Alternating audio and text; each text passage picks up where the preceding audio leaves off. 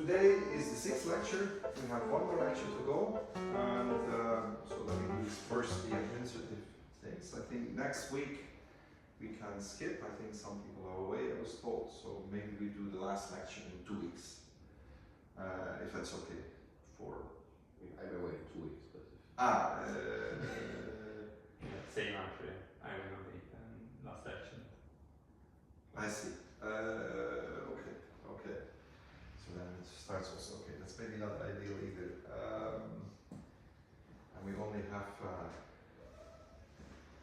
this and next one, right? We don't have any other lectures scheduled, I think. Yeah, I think that on the website was said until the 10th of March. So. Yes. That's just that Tuesday, or is it? there's a conference in Nice, Monday to Wednesday. Okay, so you go to. No. For me, it's like if you move it at the end of the week, I will be here. On Tuesday, I will not be here. I see. Okay, I can check maybe. If we move it to the end of the week. Like Thursday or Friday. For me, that's no problem. So, okay, I can check what I can do, and I will send an email out. I put it on the website actually. Yes. Okay.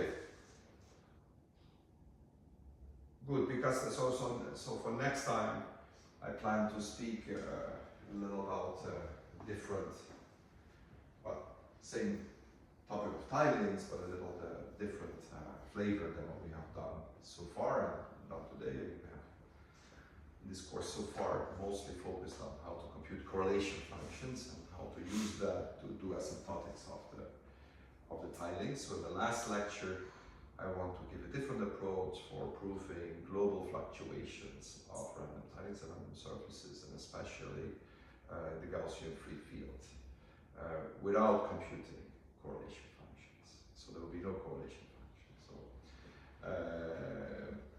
So that's something I want to do in the last lecture. So that's sort of completely standalone from what we have done so far.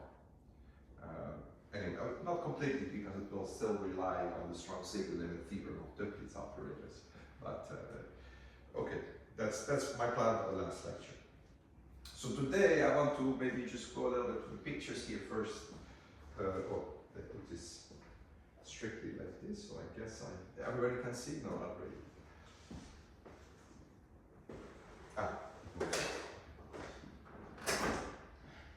So just to remind you, still have this. I couldn't find it at a picture, and I didn't quickly know how to make a new one. So this is the picture I've been using in talks, but I think this screen is a little bit too good, so to show the difference in resolution. So this is the Aztec Diamond with a uniform measure. I have been analyzing that. Last time I mentioned there is this interesting pictures where you have more complicated probability measure on these random tilings, where you get new types of randomness, and especially these pictures here. Okay, and so today what I want to show you is to give a little introduction to this what we call periodic weights for the Aztec Diamond. So these are special weights that have still some structure, and it's no longer Duits, so it's quite a bit more complicated. I want to teach several hours of this course devoted purely on those models, and I will not do that. I just want to do one special case and sort of explain you what the difficulties are. But the interesting things about these class of models, the periodic models, is that there's this new type of randomness. You have this flat part sort of in the middle, and the interesting thing is that the correlations between diamonds with paths, I mean, if we look in the middle, we have seen that they are given by the sign kernels, the amount of point processes, where the correlation kernel decays like 1 over the distance between the points, so that distance grows large. The correlations here are much nicer, so they die out exponentially, and I will show that in the end of the first part of this lecture. Okay? And this is just the simplest two periodic Aztec diamond. I will actually show this one. We will talk a little bit about. But you can have I will speak about the bias two periodic Aztec diamond, or we put a bias parameter in there where depending on how you view it, but the red and the green, the vertical or the horizontal, depending on how you rotate it, are more likely. So they will have, these frozen regions will be bigger, these will be smaller, but you still have the same kind of randomness in there. But you can have much more crazy pictures where limit shapes and Arctic curves are no longer circles, but it's really, here's a picture where they're rough disordered. We have two regions where we have smooth disordered, and the rough disordered region is no longer simply connected, but has two holes. And there you have a smooth disorder. You have crazy pictures like that. And for some time it was open on how to compute those curves and to compute sort of what is the behavior in these pictures. And in the last few years, I guess in the last sort of 5 years, we have been able to develop these techniques to actually compute all those things. And it's quite a heavy machinery if you want to go through it. And I want to do today just as a special case and sort of illustrate what's happening. Okay? And let me just remind you last time that if we start with some special general weight, right now I put it here on the dimers, last time I put it on the paths, but it's sort of similar. So don't take this slide too serious, but the point is if you put some weights on your dynamo or your collection of paths, what you need to solve is what I showed last time. You need to solve this dynamics. You get your weights, and then there is these update rules. You start with weights, and then you start updating your weights, and you do these n steps, and with these n steps, these laws, these update rules, they describe how two transition matrices commute, right? So, and based on this commutation rule, we could compute correlation functions in principle. We could do LUT factorization of the gram matrix, and this dynamics also allowed you to sample tilings of the Aztec diamond by explicit Markov change, and I sort of indicated last time how that worked. And the whole point is that if you come with your preferred weighting on the Aztec diamond, so you start with some nice weight, right? So nice transition matrices, you have to understand this dynamics to actually do anything on the model. Partition function, correlation function, you have to understand. Now, this dynamics looks maybe not so hard because it's just, what is it here? It's a, it's a rational function basically in variables. Okay, Aij, it only depends on Aij and Bij minus 1. It's sort of a local update rule, so it doesn't look so bad.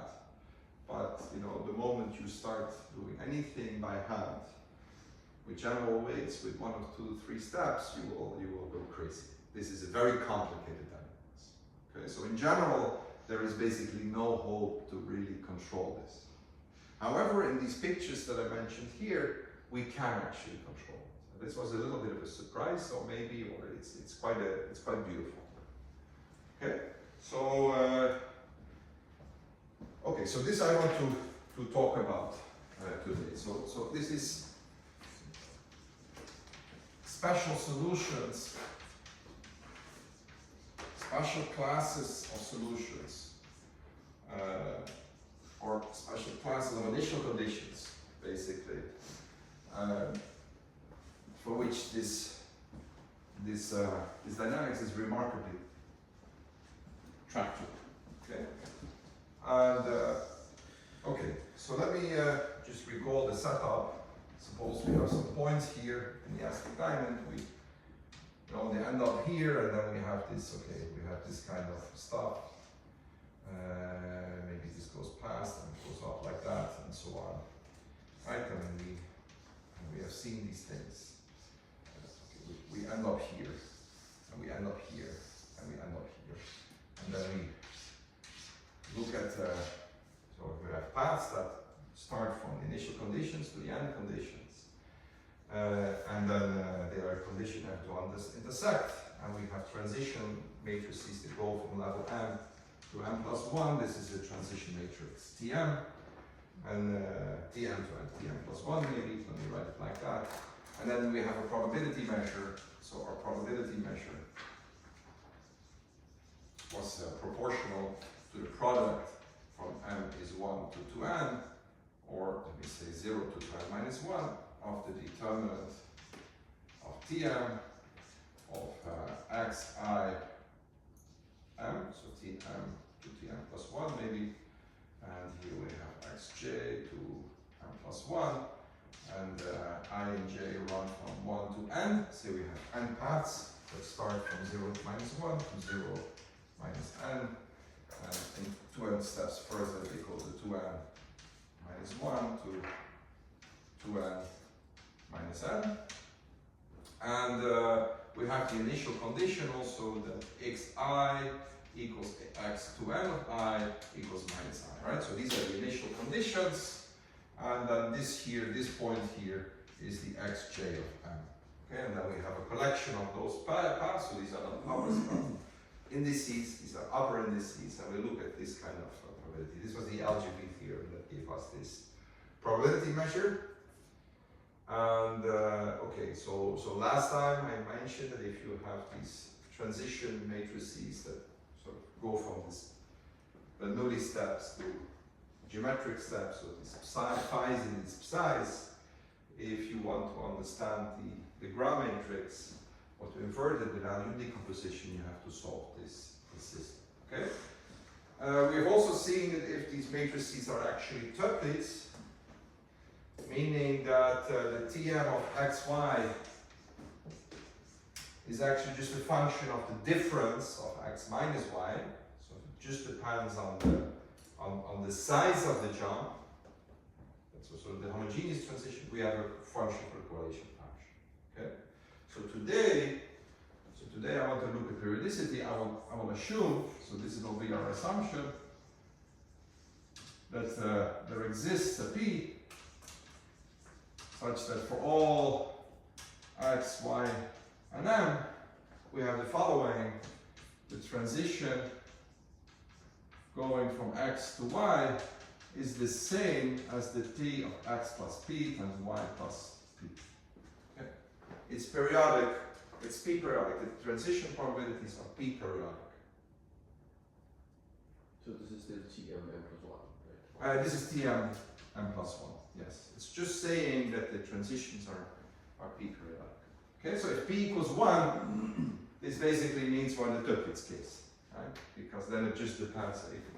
If this is true for p equals 1, that means just that this just depends on the difference. Okay. Okay. And this is the same p for all the transition matrices. That's sort of important. Okay. Well, you can of course always make it like that, because if you have different periodicities, you just take the least common multiple of all the ones, and then that's not useful. So let's just, this is sort of a statement. So okay, so what does it mean more precisely? So if we have these column 1s, for example, right? We have these column 1s, and then we have the second column of type 2, right? And then we had a column that goes up like this. It's the column 3 of type 3, and then we had a column of type 4. I mean, you remember this picture, everything is directed. Here it's directed up, directed down, and everything is directed also to the right, always go to the right. Right. Okay, so what it means is that, okay, I can have weights, right? I can have weights on this graph, and it means that, for example, this part here, p equals 3, I only don't need to do those weights, because the rest is just the same. It's just translated. Okay? And that's the same, of course, here or here. Okay, so that's what it means. Okay, so it just translates by this case by 3.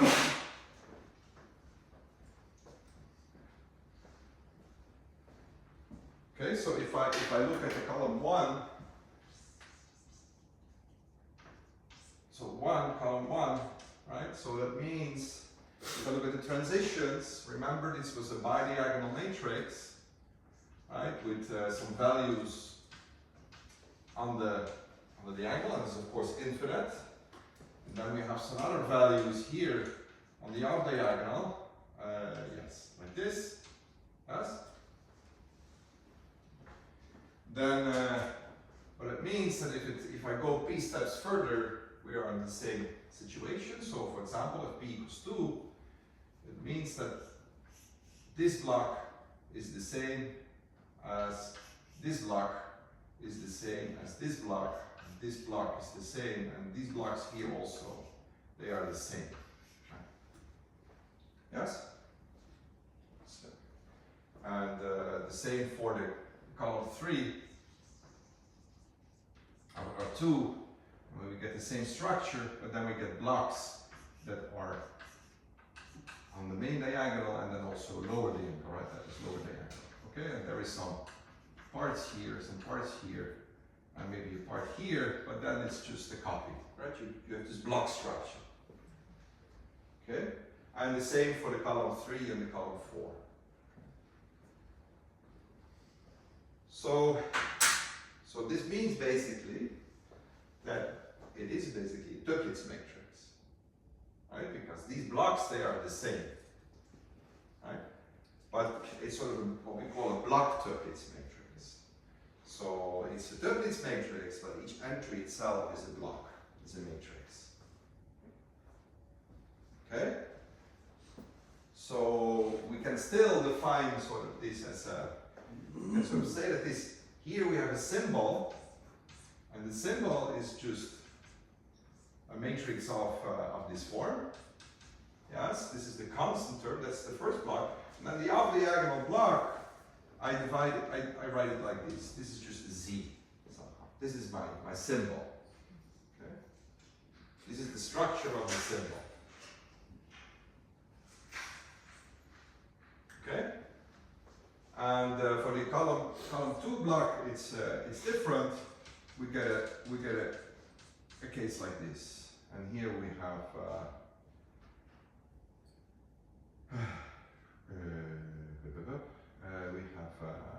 star over Z. Okay.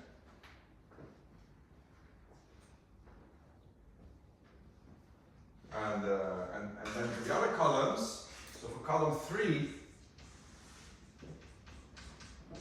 and column 4, and here you have to think a little bit, so I'll just say what it is.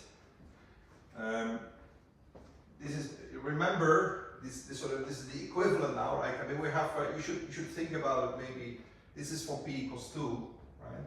So in general, what you will get here, okay, I should also write this here, maybe in general what you get is a diagonal matrix, and then an off-diagonal, and then a Z here, okay, and the rest is all 0. It's a matrix of this form. Yes? And here you get a matrix of this form. Yes, so here to this over Z. Yes?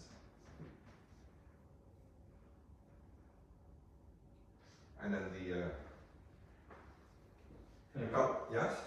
Here, when you write the asterisk, you mean just Any. entry. Yeah, I mean, these are the weights that are. It's not a block, right? No, this is not a block. These are just these asterisks are just constants. I don't want to introduce all the constants. Okay. It's because we will look at it. I will specialize it in a minute in a very special case, and then it will be clear. These are just scalars, right? So what I mean with these asterisks is just some numbers that are, these are the weights here, right? So we have weights here. Right? So that's just what I meant here. Okay, and then for the column 3, remember that. For the scalar case, these were basically the inverse of the other, and that's also the case here. So for the column 3, you will get like a matrix that is like this, and then you have minus some the weights that appear there, and then you also have minus this weight, and then we take the inverse of that one.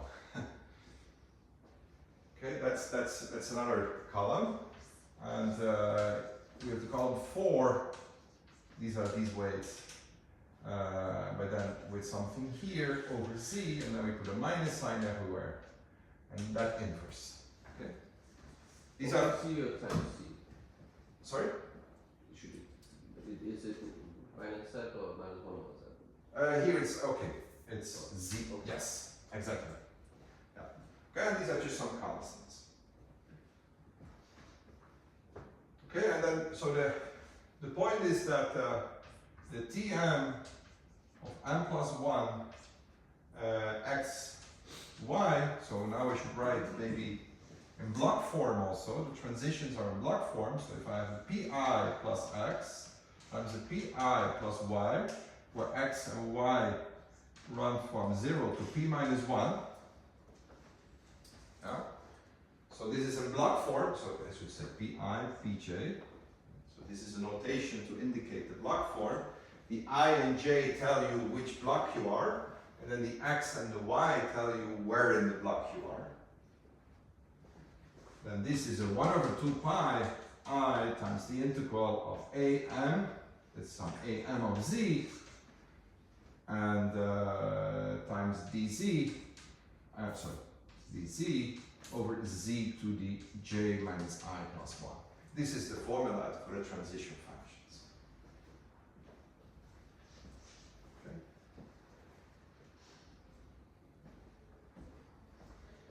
So it feels very much like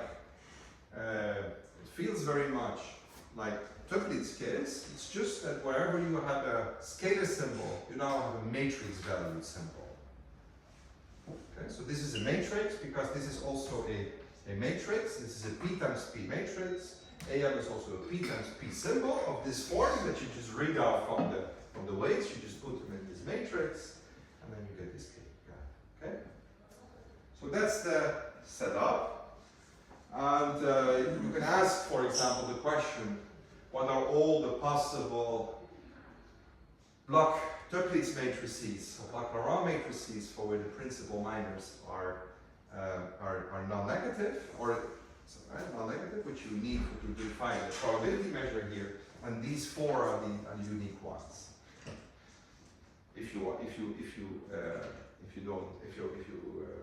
At least the unique ones that are rational, already unique rational ones. So there is like a Lauréat theorem for that.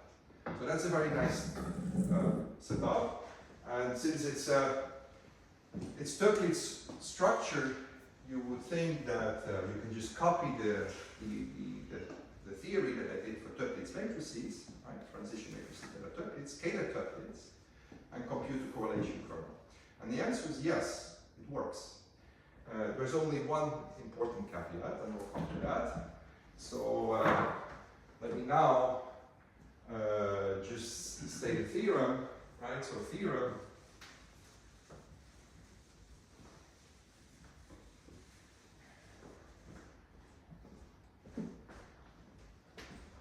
So that's the first theorem here.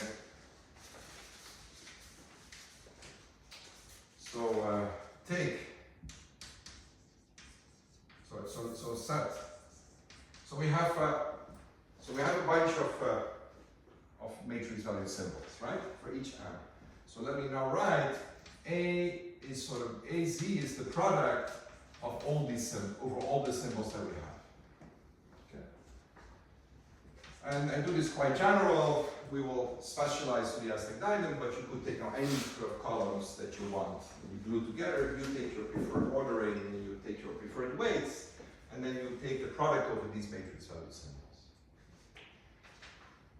Now suppose, and I might be slightly, yeah, no, it's okay. Suppose I can write A of Z as a factorization to an A minus times A plus.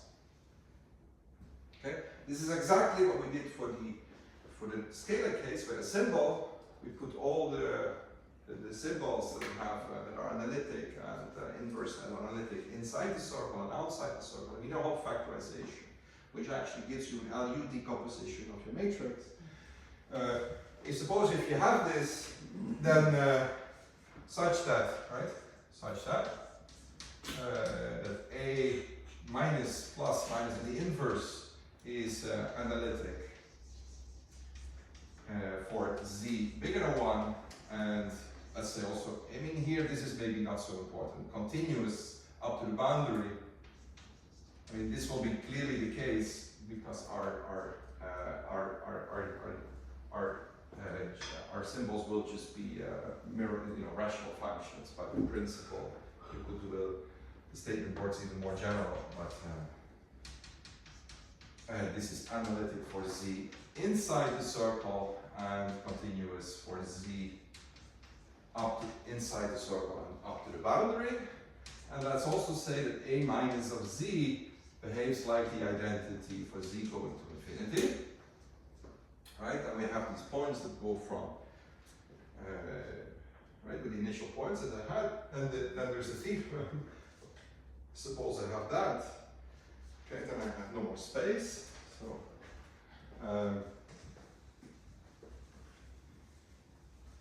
then I have a formula for my kernel, the Kn, which now depends. Right, so I have the kernel Kn to n, right? And I take again sort of this limit n to infinity.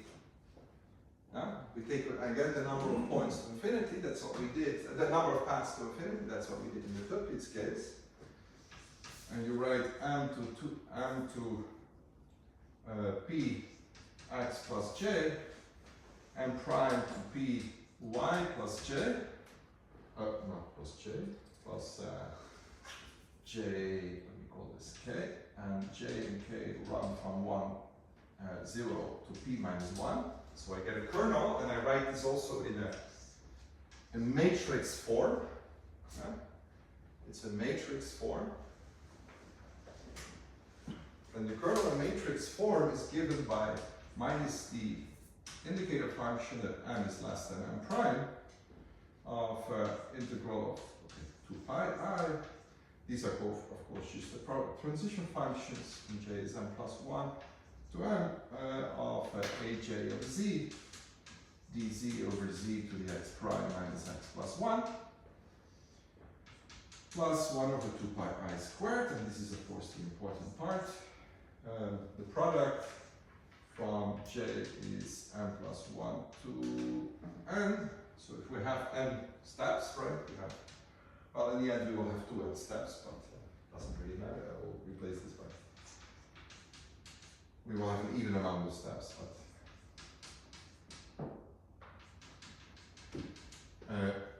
sorry, how am I doing? Yes, this times a minus z inverse times a plus inverse times a minus w inverse times the product of j is 1 to m of ajw, and then we also have 1 over times 1 over z times w minus z to z to the x divided by z to the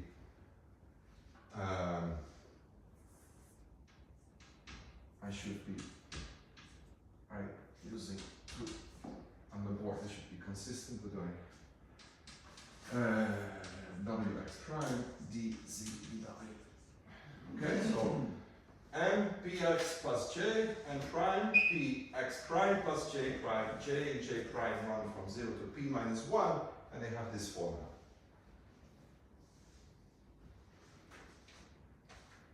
Okay, and it's under the condition that the product of the symbols that I have a Wiener-Hopf factorization, and the proof is identical to the proof that I gave for the scalar case for p plus 1. So I'm not going to do it. So that's very good. However, yeah, so are there any questions here? This is sort of the same, exactly the same statement as we had before, but now in it's just the fact that all these symbols are matrix valued. This is also you give the kernel in block form. You don't give just the kernel a point, but you give the kernel directly in a bunch of points. So it's in block form. Okay. And but the whole point, the whole problem in this theorem, I mean, this is really not so difficult to prove actually, given the proof that we had already for the scalar case, but the whole point is that this factorization is no longer trivial. Okay? So this is not trivial. at all. Right? Not trivial at all. It was trivial in the scalar case because everything commutes.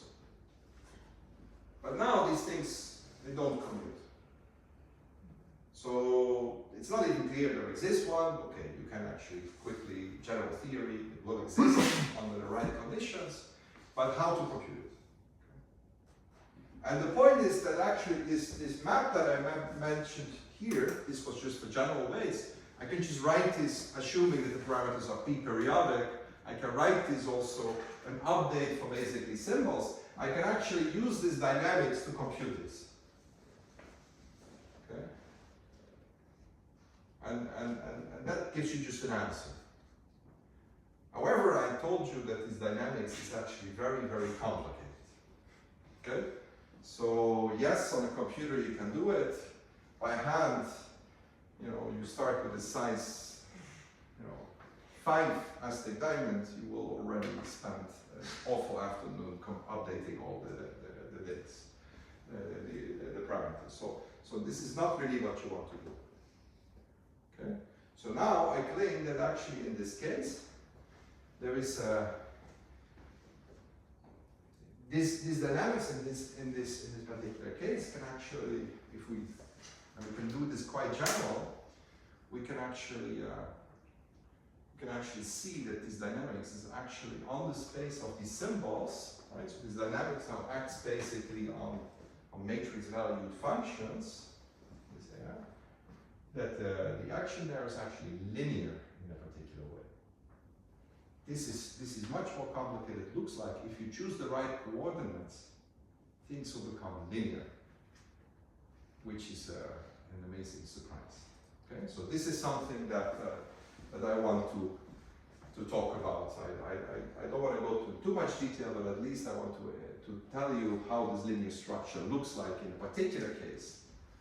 And for those of you interested, you can even do much more general, but you need to introduce also quite some heavy machinery to understand what the linear structure is there. So I will just do this for a special case, which is already very pretty, I feel. Yes? Okay, so let's go. Let's do the biased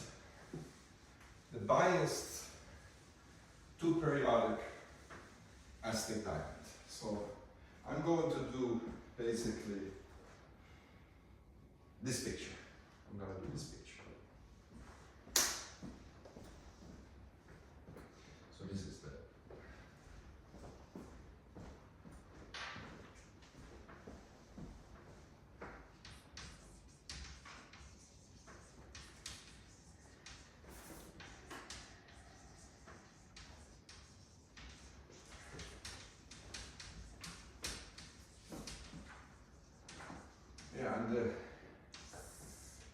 a little bit about the name. It's two periodic, so P will be 2 for us. But actually a better word, although it's just historically how it grew, although I have sometimes also written 2 times 2 periodic, the periodicity will not only be in the vertical direction, it will also be periodicity in the other direction, which is important actually. So it is actually better to say 2 times 2 periodic. Okay? So the whole point is that we start, we have this, it's all periodic, so I will just have to draw only a piece of my underlying graph, and I will draw it like this. Yes? And the rest is just continuing, right? So the rest is just periodic continuation. So I draw the weights on this one, and then I translate it. The next one is the same, and below is the same. So the rest is just translation. Okay, so, and then I have 2 parameters, and I hope this is going to be not too confusion with my handwriting, but I want to be consistent with the literature. It's an alpha between 0 and 1. This is the periodicity parameter. And then we have a parameter A, also in 0, 1, which is the bias parameter. Okay, and then, okay, now let me write this carefully. I will have a weight here that is alpha on this piece, and it will be A times alpha on this piece. Then alpha here, and then we have an A over alpha here, and an A here. Okay? And these are 1. They will always be 1. Right? So we have an alpha, then a 1 over alpha, but in the next one it will be alpha again, alpha, 1 over alpha, 1 over alpha. Okay? So this is sort of a very simple way of putting some periodicity. So maybe I should say, I can include 1 also. If A equals 1, so for A equals 1, this is called the 2-periodic Aztec Diamond. And this was solved, I guess, around like 10 years ago. And the thing was, what they could do is that they could actually find a formula for the correlation kernel using some nice tricks in a slightly different way that I presented here. And it was surprisingly easy. It was a bit of a remark. This was done first. This was surprisingly easy. And they could do the analysis. They could sort of analyze this whole picture here that I drew here. And it was a little unclear why it was so easy. So if you put the A parameter here, it already becomes much more complicated. But from the general structure, you will see why A equals 1 is sort of very special. Okay, so A equals 1 will be a special case. Okay, so now this gives us a bunch of matrices. Okay, I think I can remove this, right? I just need to compute a Wiener factorization. Let me just remove everything here.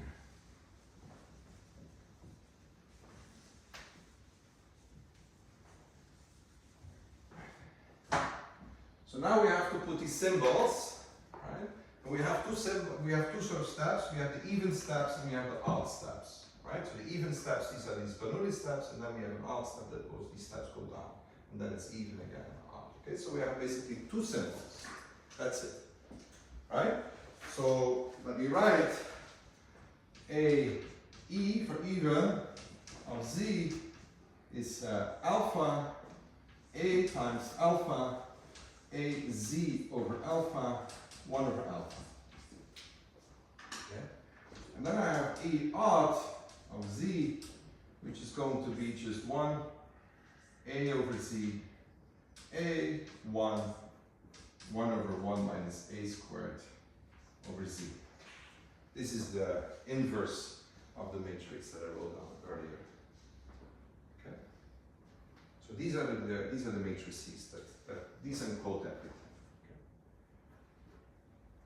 And the matrix A then now, the matrix A that we have to invert, find the Wiener whole factorization for, is just A E A of Z A0 to Z to the power n. So this is the Wiener whole factorization. In this matrix, I have to find the Wiener whole factorization for. Okay? So note also, so I use two periodicity in this direction and sort of also periodic in that direction, and that gives me this power, which is important also. So what I'm going to tell is typically valid. You can have a little arbitrary periodicity both in this direction and that direction. You can make this piece larger if you want. It still works, it just becomes a little bit more complicated. In this case, I can sort of still say the rather elementary mathematics, I can solve it. Okay. Okay. So let me write some notation. And I'm sorry, I want to drop this scalar term. Yeah, I want to drop the scalar term. So let me write this as let me introduce some notation. Some notation that will be convenient. I will define the P plus n and the P minus n, and this is going to be just plus is 1 A alpha A alpha alpha, sorry, A0 over alpha, and this is 1 over alpha. This is just the same matrix, and the P minus, that's the same matrix, but I drop the scalar term. I don't want to write the scalar term all the time, okay? Because it's clear that the scalar term is perfectly well. I mean, there is a pole at a squared, so this function is perfectly okay outside the circle. And when z goes to infinity, this goes also to 1. So this is a harmless factor. I know where to put it. Okay, so I forget about this factor. So what I need to do is I need to look at these matrices. Okay, so I'll just look at those matrices. So I'm going to look at P maybe, my P of z. This is the, so P of P is the P plus times the P minus of n, and this to the power n.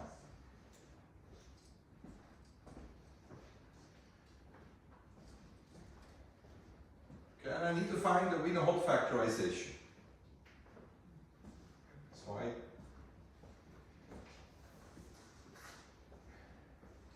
So why do you have an n index for p plus and p minus? because of the next step. Okay. So I will do this. Yeah, I will do this for the next step. Yes.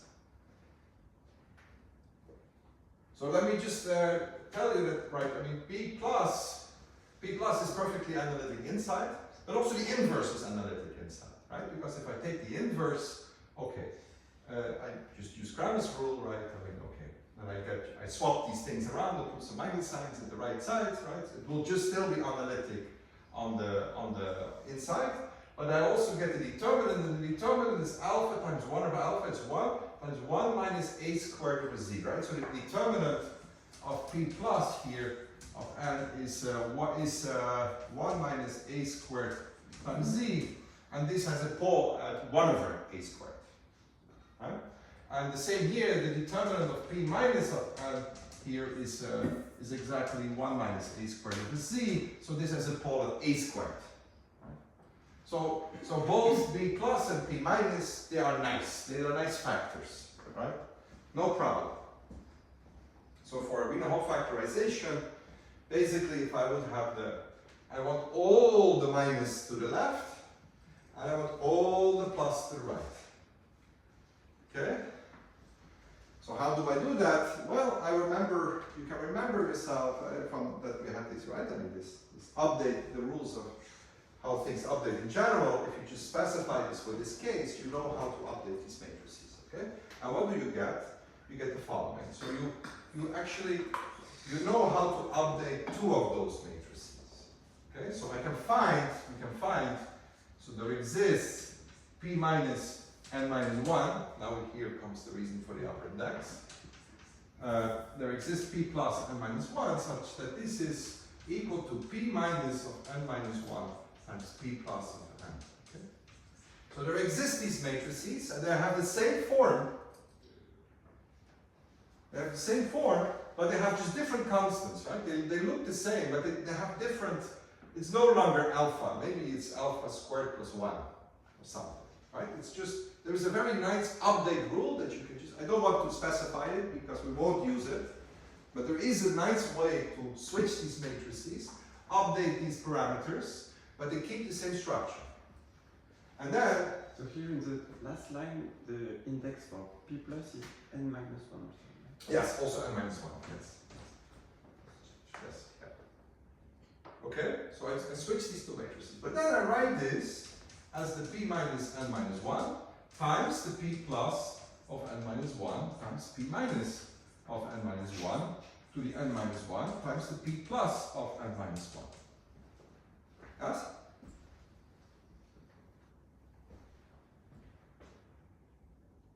Okay, so this is just, I just pull off one, we start with P minus, then P plus. I just take off one P minus, and then I start with P plus, P minus. I write it like that. And what I do then is I switch those two matrices. Okay, so then I find new matrices. So it's P minus n minus 1 to P minus to n minus 2 times P plus of n minus 2 times p minus n minus 2 and so on. You get the point. Right? You start doing this update all the time. And there is a rule how to update these matrices. I get much more complicated matrices in terms of the parameters, but the structure is the same. Okay? So there is a dynamics, right? So there is a dynamics. It's just that at the k step, I compute k minus 1, p plus, and p minus I compute from the rule that p plus k minus 1, this is p minus of k minus 1 equals p plus of k times p minus of p. So and there is an explicit way of doing this. Right? This update rules. And these p minus, they all will have, right? I mean, okay, maybe I'll just stop for a minute. We didn't we do this update rules last time? Yes. We did these update rules last time. Although I have a different gauge, so there is a variation to this update rule in this new gauge. And thus, I don't want to write it down. I could write it down explicitly. I don't want to write it down because I'm not going to use it. I'm going to do it in a different way. Okay.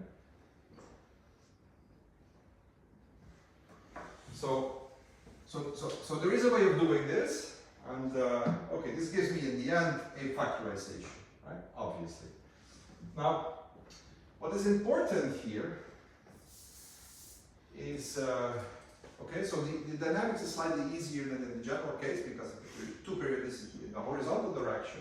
I just, this procedure is just switching two matrices all the time. That's the only thing. I don't have to switch all the different matrices and sort of rearranging. Because of the periodicity, I only have to keep track of just rearranging two things. That's sort of a simplification, and it's very useful. Okay? So now what is the point? Some remarks. The determinant of the p plus times the p minus at k, right, is the same as the determinant of p minus k times the p plus of k, minus 1. Yes, I mean, if I take the determinant this side, it's the same as the determinant of that side because the matrices are equal. So the determinants are equal. The determinant of these guys, I actually computed. It's 1 minus a squared times z and 1 minus. So if they are, and if one is analytic in the one and the other is analytic in the out, it means also that sort of, I didn't change the singularity. And it's also the same that the trace of the p plus p minus, okay, is also invariant, right? Because cyclicity of the trace, we're really working with matrices, not operators,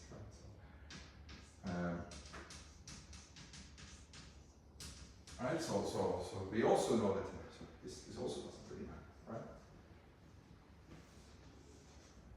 So I can also think like this. Actually, I start with a matrix, right? I have this product is a matrix.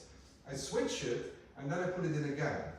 I actually also get sort of a sequence of matrices, right? That are just, I start with a p plus and p minus of n, and then I have a new matrix, p plus p minus of n minus 1, right? Times the new matrix, p plus times p minus of n minus 2, and so on, right? Right? Because from this, I change the order, but then I, in this trick that I did, I changed the order, right? So I changed the order p minus, but then I form this product again, and then I change the order, and then I form this product again, and I change the order, form this, and so on. So I actually get a flow of matrices. Yes? So this is a flow. This is a flow on matrix valued functions.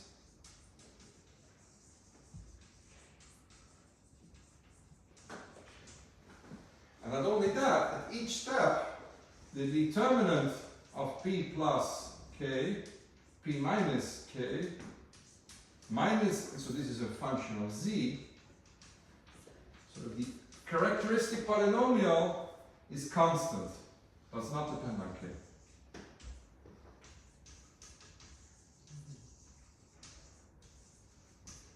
Yes? So I'm actually working in some matrix valued functions.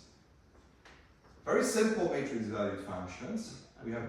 Why do you put different index k and k? So it should be k. It should be the same. Yes. Right? So what is important is that we're working with functions. We have a flow like that, and then we compute this decomposition, right? So we have a sort of a map that maps, this function to the factorization, but also how you update the function, and all these, at every step, we didn't change the characteristic polynomial. Okay, and that's a very important thing. Okay. And this procedure in general, if you do this procedure in general, we didn't change the location of the singularities. They are at 1 over a squared and over at a squared, also at 0 and infinity. We didn't change all those. And it turns out that such a flow in general can be seen in the right coordinates to be linear. Okay? And there is a way of doing that. Okay, now I don't want to do the general machinery, I'll just do a special case because then I don't have to talk about this general machinery. There is a very special case where we can make this very explicit, and that's what I want to do now, just to tell you how explicit. But the point is that once you ever see this kind of problem, you can choose your coordinates in a particular way. You can parameterize the space of all matrices that have poles or singularities at 0, infinity, a, and a, 1 over a squared. You can parameterize this space in an appropriate way, such that you can actually trace the flow and you can give the factorizations explicitly. And okay, I don't want to do the general case. I just want to tell you one thing. I just want to do it for this very particular model with a alpha and 1 over alpha here. And for this, I need to use sort of the elliptic curve. Okay, and this is very similar to the spectral curve, which just is taking these matrices, right? Start with n. We can compute this for capital N, we know exactly the value, we can compute this characteristic polynomial. If you set it to 0, you get a curve because it's an equation between z and lambda. This is called the spectral curve. And the spectral curve here will have a genus 1. And okay, so I will parameterize this space using that spectral curve basically, and I will write it in this one. So, I mean, from this example, the way I presented, you will not be able to quickly identify what you need to do in the general case, but at least the picture is very beautiful.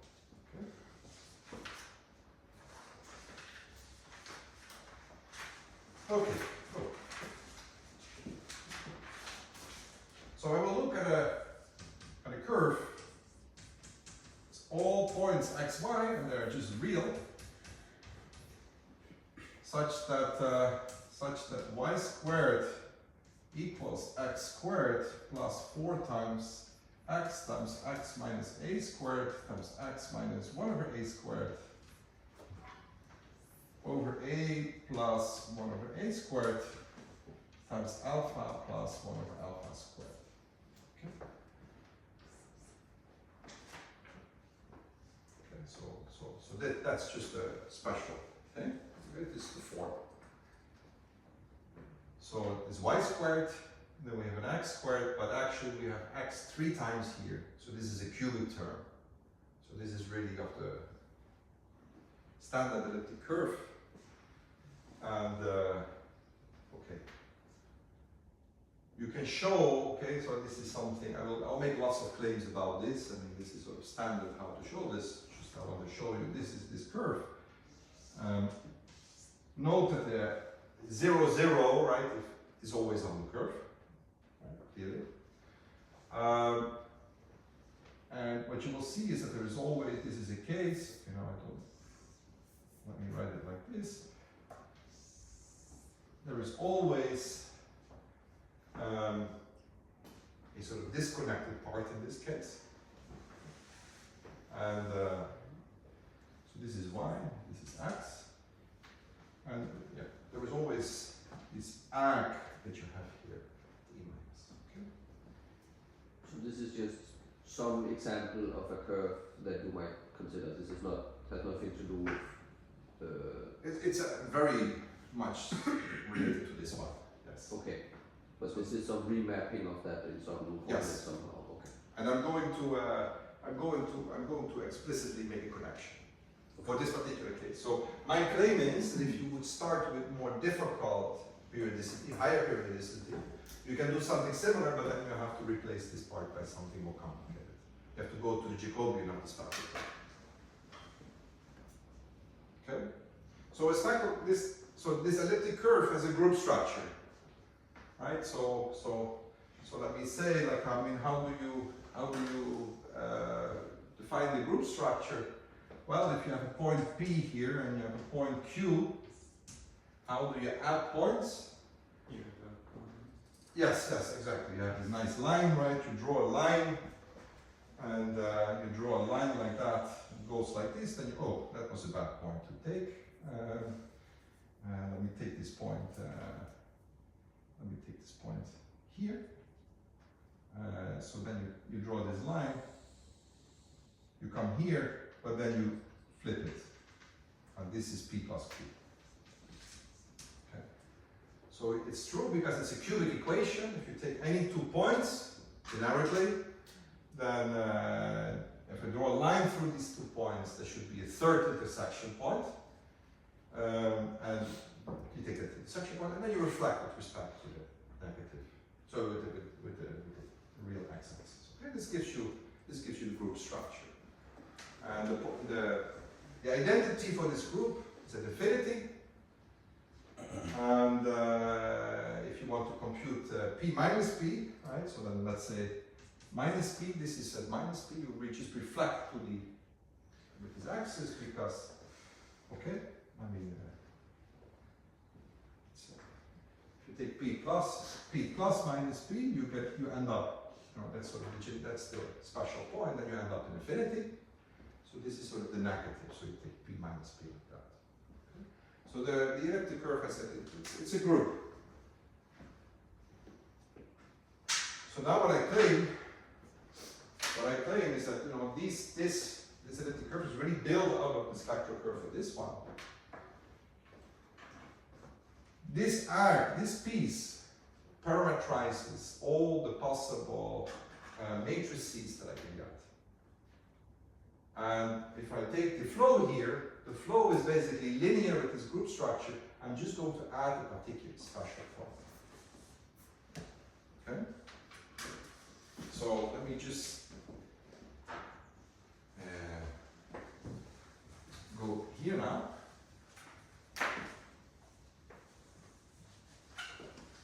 I'm going to designate a special point, namely this point. This is going to be 1 over a squared to 1 over a squared.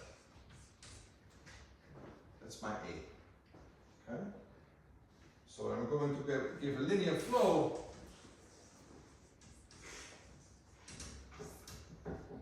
This is going to be xj plus 1, yj plus 1. The update rule is that if I start from a point xj, yj, I compute my new point j plus 1, yj plus 1, plus 1 over a squared times 1 over a squared. Okay, and this is in this group.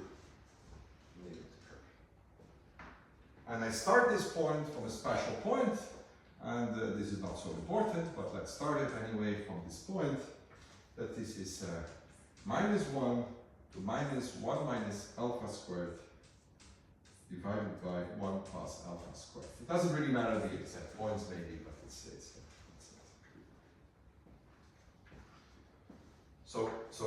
So we already got, let me draw the picture maybe again to be clear.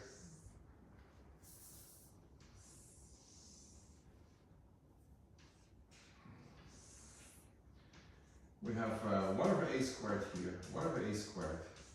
And then we have a point here somewhere, -1 to minus, right?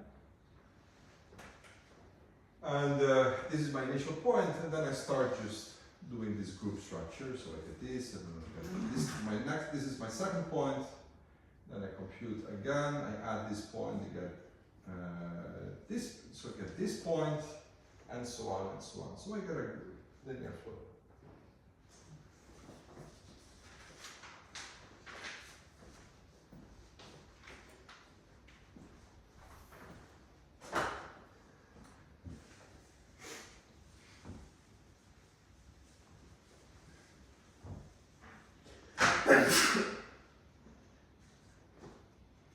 So now I'm going to put some notation. I'm going to just make this very explicit. Maybe you don't care explicitly about, but I'm going to just it's nice anyway. So let me define C1 of xy. This is going to be a times a squared plus 1 divided by 2 times alpha squared plus 1. It doesn't really matter so much. Maybe, yes, I have a function like that. We have another function, C2 of xy, which is going to be just -1 over a times alpha x. I just want to make it explicit. Maybe you don't really care about the explicit values, but if you want to check things at home that I'm not lying, you can do it like that.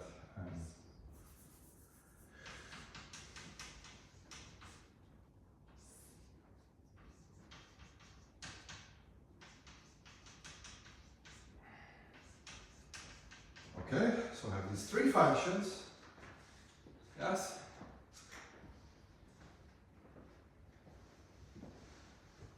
So these are very special functions, so you can check it at home. I'm going, so the xy, you should think about that as these are parameters on this e minus. Yes? And then the p minus, so that's sort of a map that gives you from a point on E minus, gives you actually one of the factorizations, so it's C2, I'll write it like this.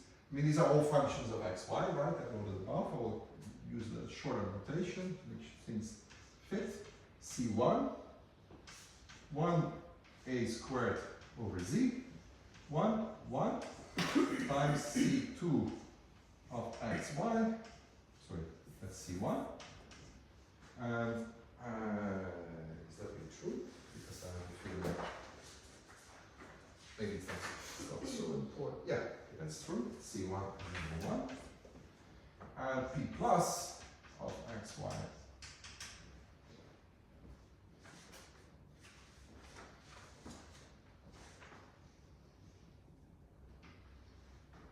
This is a squared over alpha squared times C3, 0, 0, 1, times 1 over a squared C, 1, 1, times C3, 0, 0, 1.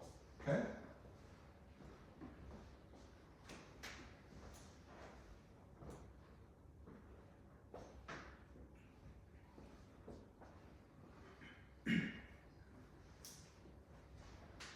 Okay, it's a very, very special map. You see, it's basically very simple matrices that have the singularities at the right points. It's exactly the right factors. And then there is some prefactors that are just some diagonal matrices and some constants floating around. It's very simple.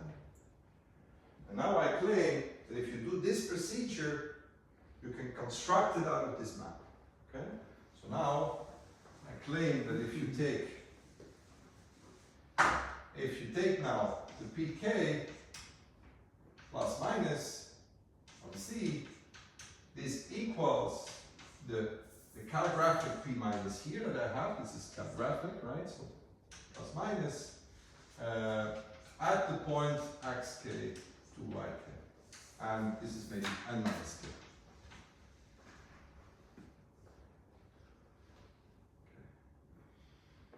So that's the statement. So I take this flow, start computing all these points, then I introduce these functions and I introduce those matrices, and I'm saying the factorization is that. So this complicated update rule that I explained last time is actually just a linear map if you are on the right sort of group. So that's a very nice statement.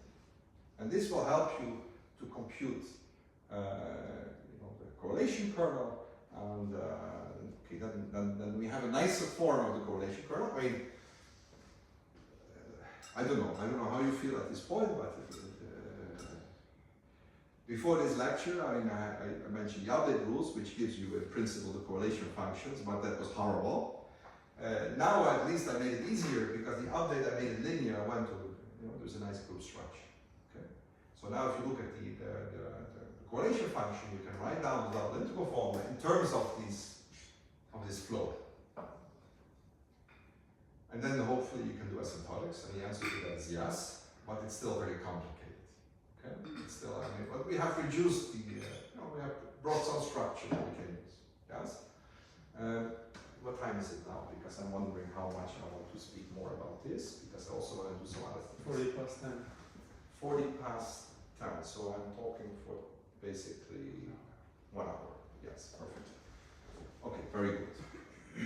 Okay, so I want to mention a few things maybe here. So this is the general A alpha, right? We have now a factorization. It's the product of all those forms. It's going to be complicated, but we have a factorization. Okay? I still told you that for A equals 1, the unbiased case, things were easy. And this looks beautiful maybe, but still not entirely easy. So what happens in that case? So there is a little special. So this I don't need anymore. There is a little special case. Okay. So there are some special cases.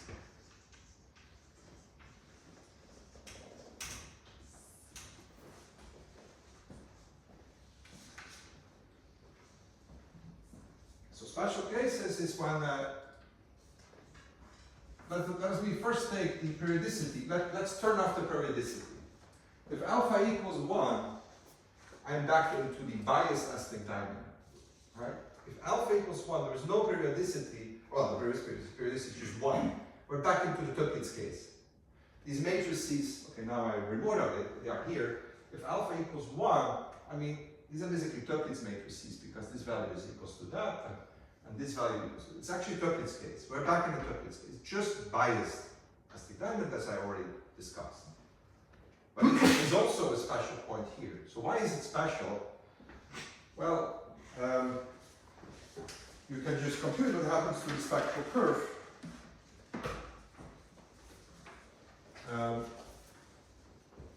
If alpha equals 1, I have this little arc here, right? This little arc is going to reduce to a point.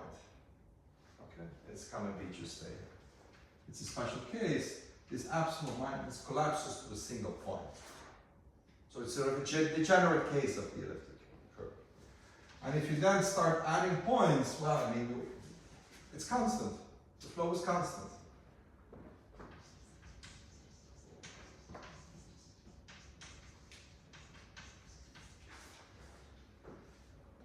And this is also what we did because we know that if we have Duits matrices, we can commute it without updating anything. And that's exactly what's happening. It's this little act that disappeared.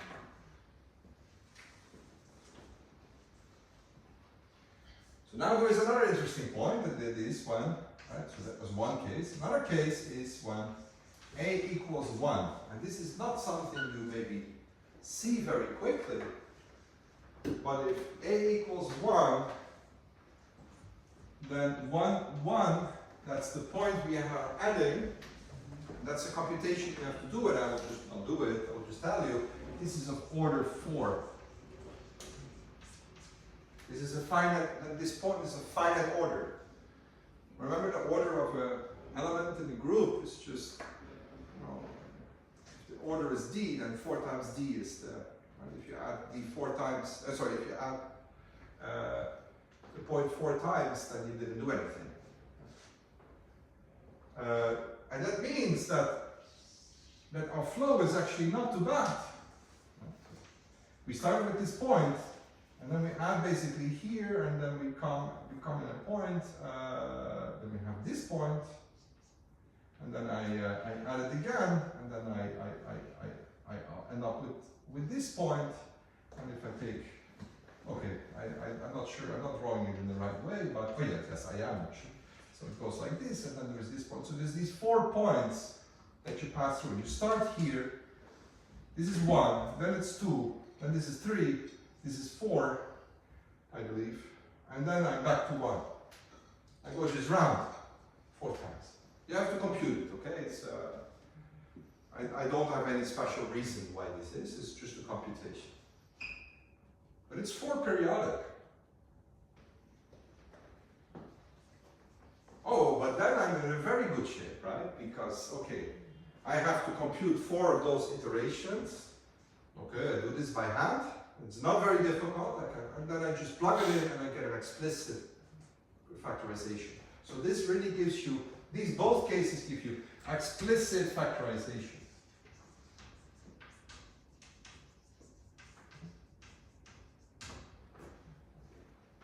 It's completely explicit.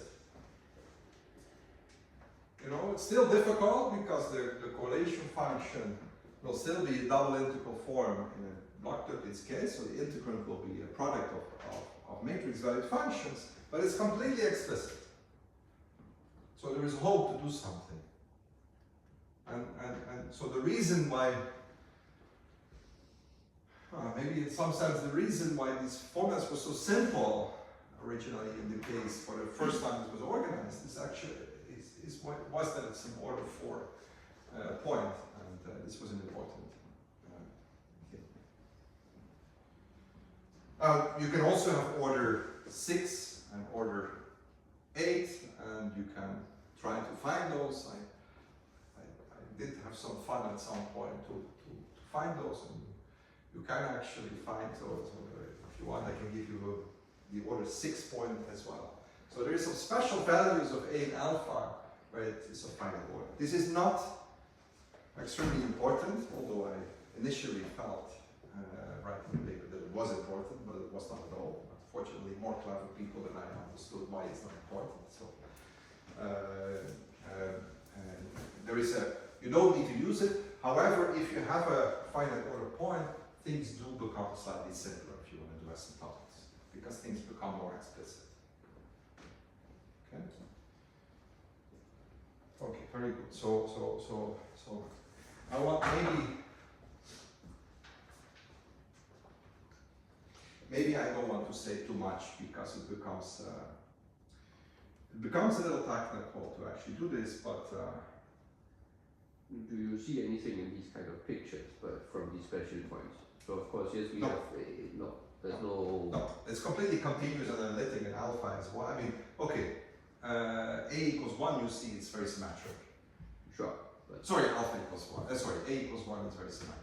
Right? So, and then there is this by, in this you see, that's how the A, but the order of the point, no. It just makes the computation simple. It makes the computation easier, but it's also not essential. You know, you have to, I think right now, I think I did convince that it's sort of easy somehow, right? We make everything explicit, but there are some clever tricks to get around it. You don't have to have it so explicit to still do the analysis. But, so there is no, you don't see anything. So actually, when we wrote the paper on this, actually, we only did the final order points, and then we saw that there is a nice curve. There's actually a very nice curve, and degree 8 curve so you can, if you take this curve here, sorry, let's take the Aztec Diamond. There is this arctic curve like that, right? So this is actually a degree 8 curve, and you can find that. And we found it only for points that are finite order, but then it's sort of it's clear that it should be the right answer for all A and alpha, not only, and that has later been proved. Yes. Do you need to compute the kernel of it, or do you see it straight away from the. No. So we really compute the kernel. Yes. I mean, so I erased it, but let me say this again, right? So if you maybe I write this formula. Maybe I'll just say that and then. Right. So. Okay, so I have this formula. Now, if you have a finite order point, let me take it from here. So if you have a finite order point,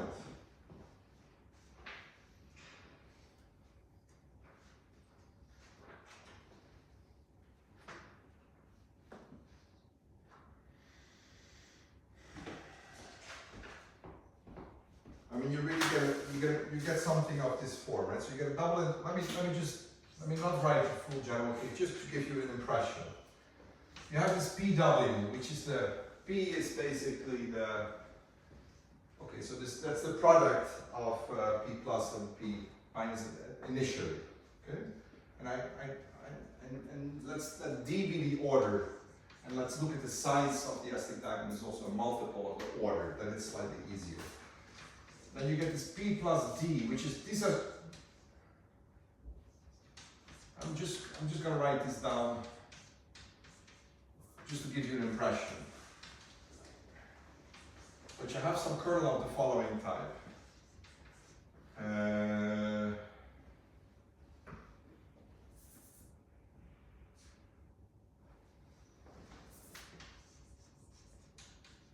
So I take a kernel and I don't look at size n, but I look at size d of n, the order of because then all the products, you know, I have in total 2 times d times n steps, and then I can group them in groups in pairs of d. Okay, that's sort of easier. Plus m prime, I have something like this, and then here I also have a multiplication w of x. This is probably prime, and this is m, and then here I have an x plus dn minus m divided by z to the x prime minus d plus dn minus m, and then I have a z minus a squared times the dn minus m, and the w minus a squared to the dn minus m prime. Okay, it's not so important what this exactly is. Okay, so this is some this is a form somehow. Okay, it's not so important what you get, but if you just work out the factorization and you plug it in and you start, so this b plus d, these are just the products of d steps for, you know, it's b plus 0, b plus n, and so on. So this is just factors, you know, so you get something of this, and that's why you still get powers somehow, yes? And the nice thing about, because otherwise, you know, if you, in the general case, your whole factorization will be a long product of different points, of different things, but if it's of order d, it will repeat after d steps, so you still have large powers of something similar, but this is just iterate 4 terms and then you take a power. Okay, so now, so you will get a term like that. Okay, and you have to analyze this when n goes to infinity. Okay. Well, so how do you do this? Because we only know how to do this for scalar cases. So the trick that you have to do here is that you actually go to the spectral curve again. You go to the eigenvalues. You diagonalize it. Okay, and that's what I need to give you the answer. So. So now let me write down again the spectral curve. So if I now have this, write the spectral curve of the determinant that I started with, right? So this was what I started with, right? This is a function of z. I have to compute the eigenvalues, so I have to solve this. And this is you can compute this. I think I even did.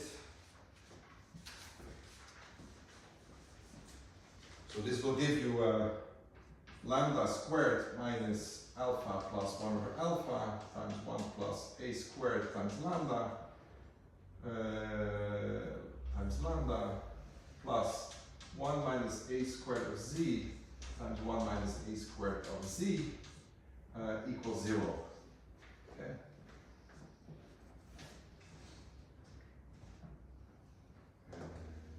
Is it this? Yes. Okay, and that gives you an equation that's quadratic in lambda. So you can solve this. You get two solutions that. Okay. This will give you a spectral curve, a Riemann surface that lives on it's of genus 1. It has cuts, right? So these are the branch points of the equation where the discriminant is 0. Yes. It will give you a Riemann surface of genus 1, which is of course also coming from the elliptic curve that I wrote down before. So I have a lambda 1 here and a lambda 2 that lives there. So we have one solution that is completely analytic if you stay away from these cuts. These are at some points. I don't know exactly where they are. It's not so important. There are some sort of points, branch points. You can compute them explicitly at a known value. And these eigenvalues, the spectral curve sort of looks like this. We have a lambda 1 that is analytic away from these cuts. And when you go to the cut, you go basically to the other sign of the square root. So then you end up in lambda 2. And this gives you a nice mirromorphic function, which has two zeros actually, a squared and 1 over a squared. And then we also have poles at infinity and so on. Anyway, there's some nice structure. Okay? And we need these functions basically to describe the answer. And what we also need is are actually the eigenvectors to describe the final answer.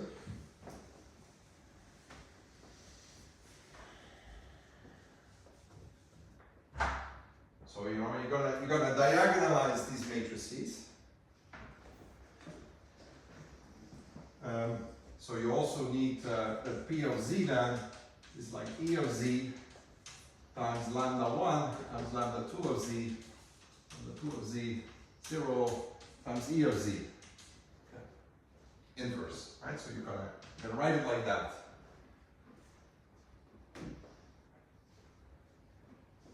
Okay, so you're gonna do this.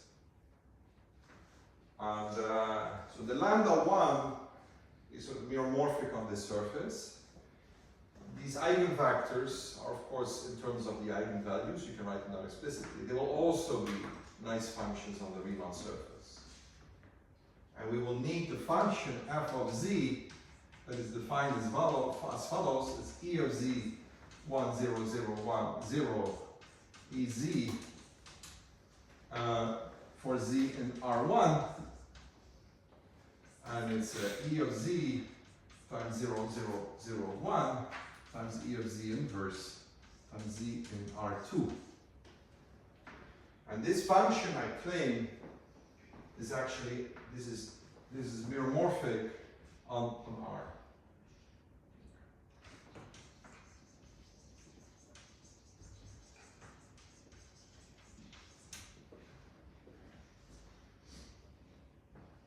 And so with that, I've one and F2, and there's 2.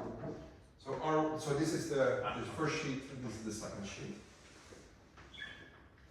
This is not so obvious, right? Because I have a 1 there and I have a 1 there. But you have to understand that when E is defined in terms of L1 and lambda 2, and when you cross this, lambda 1 and lambda 2 basically change place, which is actually just a permutation of this matrix. So this is really, that's what it is.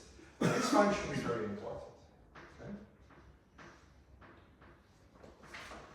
Now, I don't want to give too much details, but this allows you to diagonalize this matrix.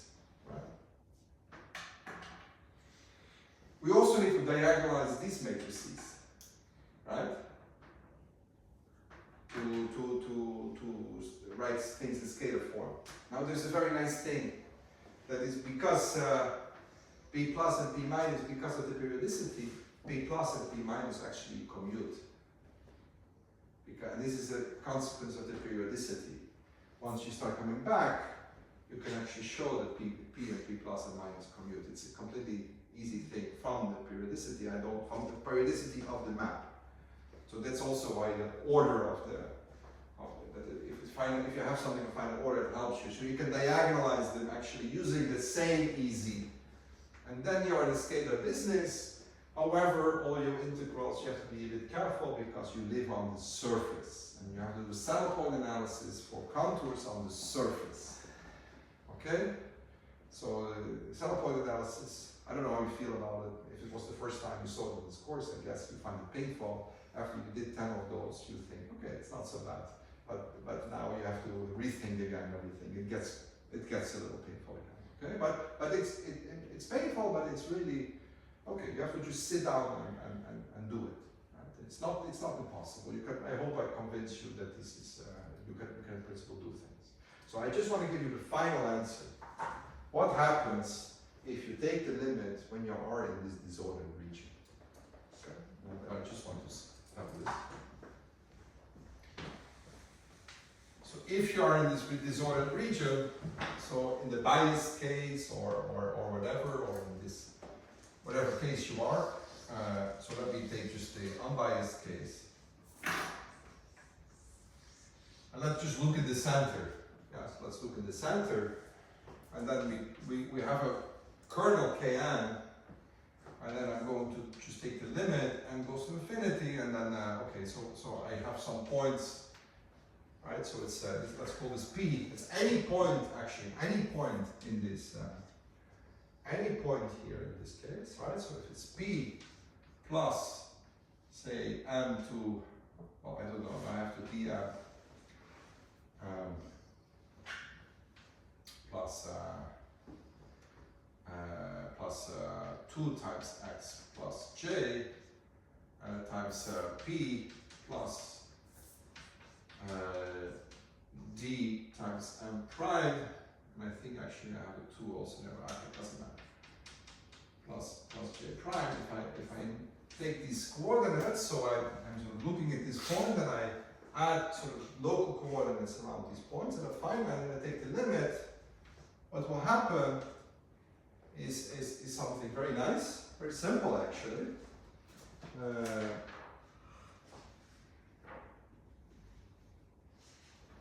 Right, here it is.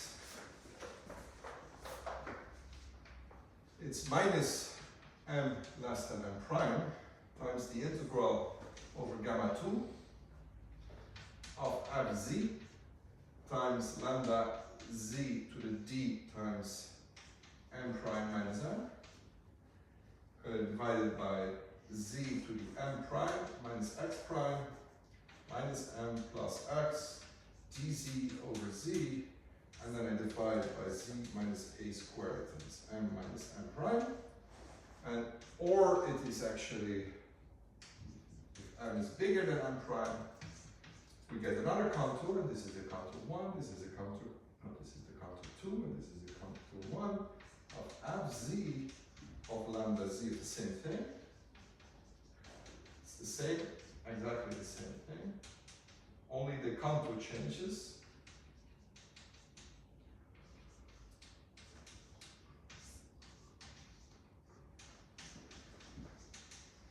Yes? And the point is that we have to integrate this f.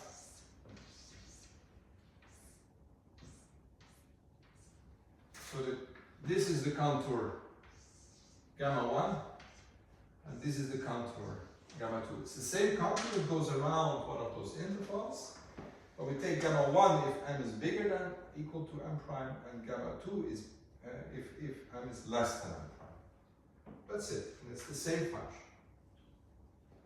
Okay, and this is only in the case, right? So this is only I've only done this in the case when we have so that we have a finite order, right? So the order of 1 over a squared to 1 over a squared equals d. Okay, so then this is the answer somehow. Okay, so it's a very simple integral. Okay, in the end it turns out, but it lives basically on the Riemann surface. F is this function.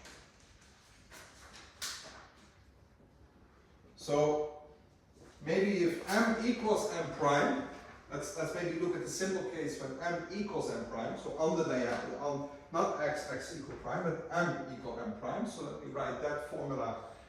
And then we only have the last one.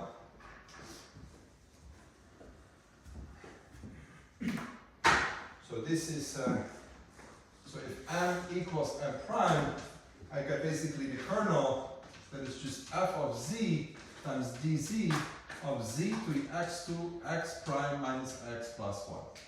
That's the kernel. And gamma is here on gamma 1. Did I write the 1 over 2 pi I? No, I didn't.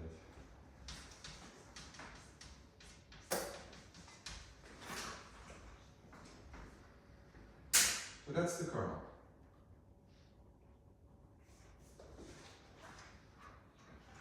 And what is very nice about this kernel, it's a Toeplitz kernel, but it's a block Toeplitz kernel, right? So I also should say that this is, right, j and j prime here are 0 and 1, right? So this is a block form, right? So this is the block form. J and j prime are two indices, right? So it's a block form like we had before, right? So this is, again, the Fourier transform, basically, the Fourier coefficients now of a matrix valued symbol. Okay. So let me call this, again, k infinity or something. Yes. It's very nice because now we're taking Fourier coefficients when x prime and x, when this value is large, the Fourier coefficients will die exponential because f of z is analytic. And functions with an analytic symbol, right? The Fourier coefficients die exponentially. So here you see that the things die exponentially. And if you want to put in m and m prime as well, you just have to analyze these eigenvalues. You have to see a little which one is it exponentially growing or decaying, but precisely because of the choice of gamma, it will always be exponentially decaying. So this is what we really give exponential decay, while we'll still have that k squared is k, because f of z squared is f of z, right? Because if I square f of z, I just get f back because it's so this is a nice thing, right?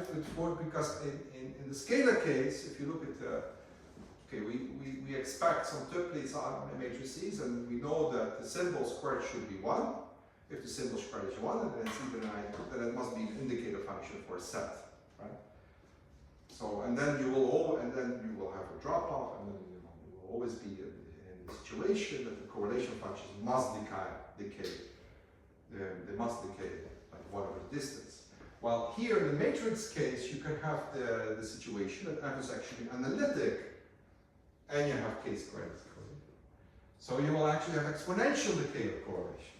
So you see here that this exponential decay of correlations, the only way you can make it happen with translation invariant processes is that you need this matrix K. You need this periodicity. Otherwise, it's not gonna work.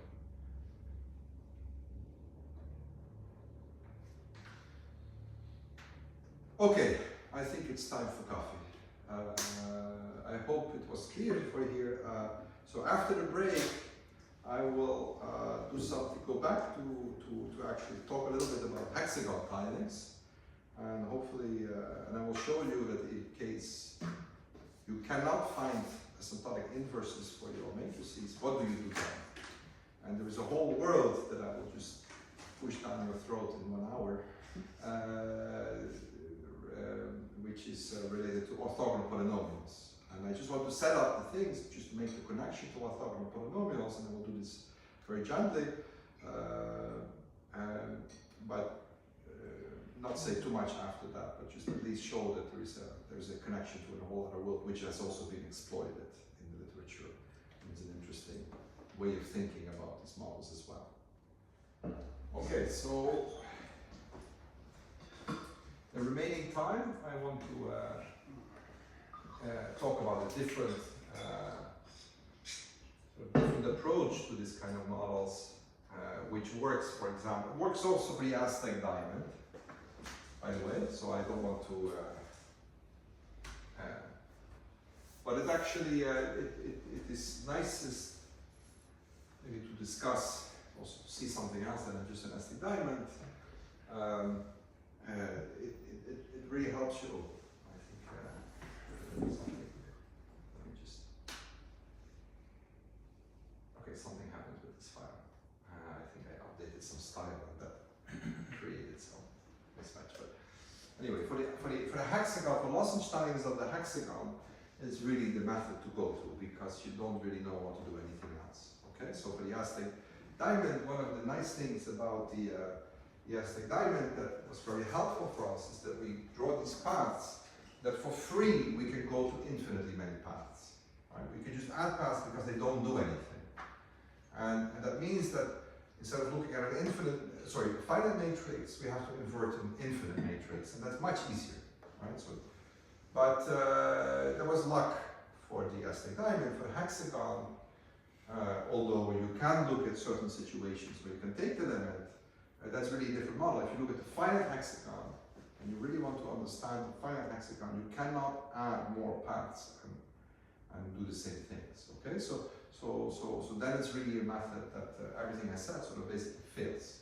Okay, so for the finite hexagon, we have to do something different, and what I want to explain is that there's a connection to orthogonal polynomials. I will explain a bit about that can come to the rescue. Okay, so. Okay, for the hexagon tiling, so let me just introduce it. It's this is a hexagon. It's regular. We have A, B, C, and then so this is also A, this is B, and this is C. And then we tile our hexagons with shapes like this. And then I get, for example, a picture that is like that. And if you look at it a little carefully, if I would have drawn some nice colors on it, you can sort of think that this is actually a room, right? So there's a room, and I put boxes in that, right? And okay, so we want to understand. We want to put probability measures on those,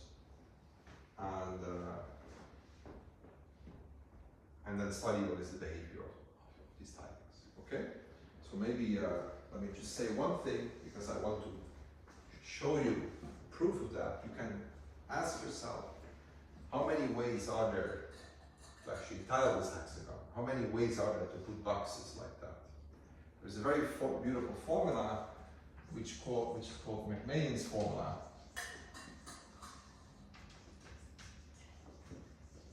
And that is the total number of those boxes. So if I call this, let's call this Z ABC. It's very nice. It's a product of 3 terms. So let me. Right. So that's.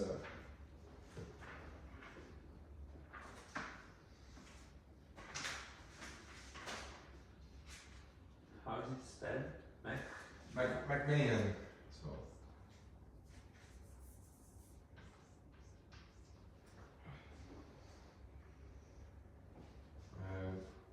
So this is the product of I is 1 to A, okay, capital A down here, okay, I. Okay, so I will use small a, b, and c. I use capital A, B, and C on the screen. It's A, J is 1 to B, and K, B. K is 1 to C, of I plus J plus K minus 1.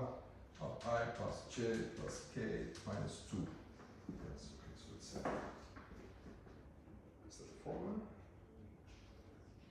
I guess so, yes. That's what the most is. Okay, so that's a very nice, beautiful formula. And so one thing at least I want to do today is to show you how I want to show proof of this using things of using orthogonal polynomials. So that's there's various ways of proving this. McMahon definitely had a different way of what I'm doing today, but at least I want to show you this formula. Right, that's the total number of tilings. Okay, but the important point is that we will, in this course we have never been looking actually at tilings. We always look at non-colliding paths and the LGV theorem. So this is what I do. I can draw a ABC hexagon like that, and I'm going tiling like that, and then I draw lines on these tiles like this. Okay, so I have this tree type. This type here is empty, and then if it goes up like that, then we have to square it, and we draw a line that's straight. And if you do that, and you follow this, you basically look at the edge, so like if you look at the room from the side, this level line, these paths here are basically the level lines for the height of the paths, the number of boxes that are stacked in the corner. See, they follow like that. So you see that this is sort of the heights of the level line of the height of the boxes, and here we go a little down, but we follow sort of this path. Okay. So the point is that here we have none of the second pass. They don't start and end in the same point. There's a little shift. That's okay. They will start from initial points densely packed and densely packed, and in the meantime they do like up or straight jumps, and we have a bunch of them. Okay, so let me now put this into right. So we have let me put this down in the second path language. So we have a hexagon like this. So this is what we call A, this is B, and this is C. So then we get a product of M is 1, or M is 0 to A plus B minus 1. How many steps do we have? Well, this is the length is A, and this here I will call B. So actually, maybe I should have said better. This length here is B. Yes, that's actually B. So this is the hexagon, and this shift is B. Okay, so it's M is A plus B minus 1 times the determinant now again of Tm plus 1 of xjm to xk of m plus 1, and j and k run from 1 to n. And x0j is j, and x a plus b of j is b plus j. And here j, they run from 1 to n, and n is actually c. Yes. So this is the situation, right? So we have, this is for j is 1 to c.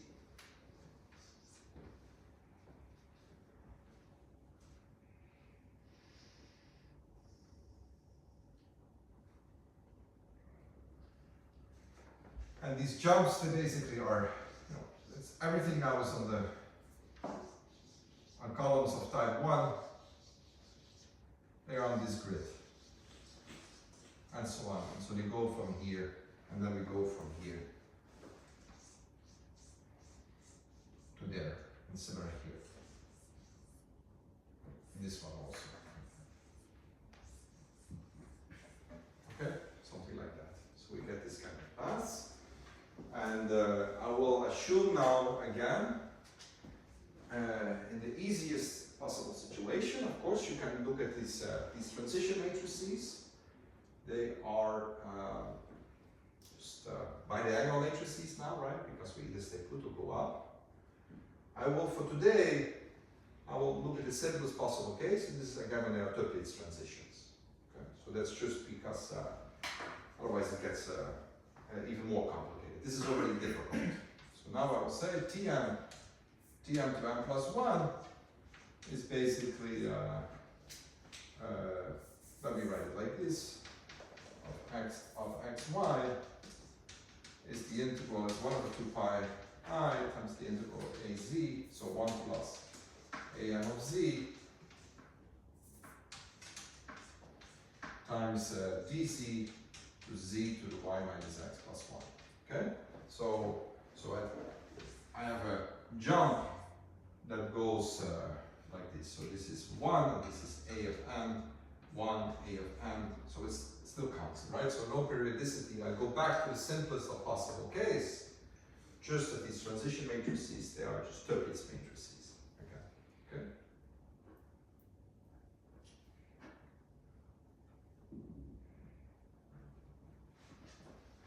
Or actually, I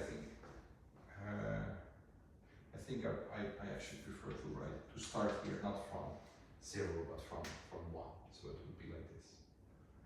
So then we start, because m goes from 0 to a plus 1, so I want to have parameters. We have parameters a1, a2 to a of a plus b. Okay, so it's a product of those, right? So, okay, so the setting is clear. So now the question is then, now we define the matrix, right? We go to the animator theorem, we have a matrix here, Gij, which is now just 1 over 2 pi I times the integral of the product over 1 plus the a m of z times dz of z to the I minus j minus I plus 1. Sorry, no. It's c plus j minus I plus 1. For I and j running from 1 to c. That's the matrix. So if the symbol is product. Yeah, this is a simple. This is a product of minus 1 to a plus b. Yes.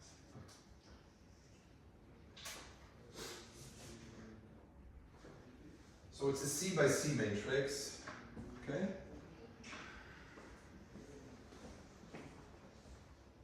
So this is a Duits matrix, right? So I call this, maybe I can write this. This is the TC of phi, where phi is actually okay, phi tilde, where phi of z is this product of 1 plus a m of z. But notice that I also have this c to the c here.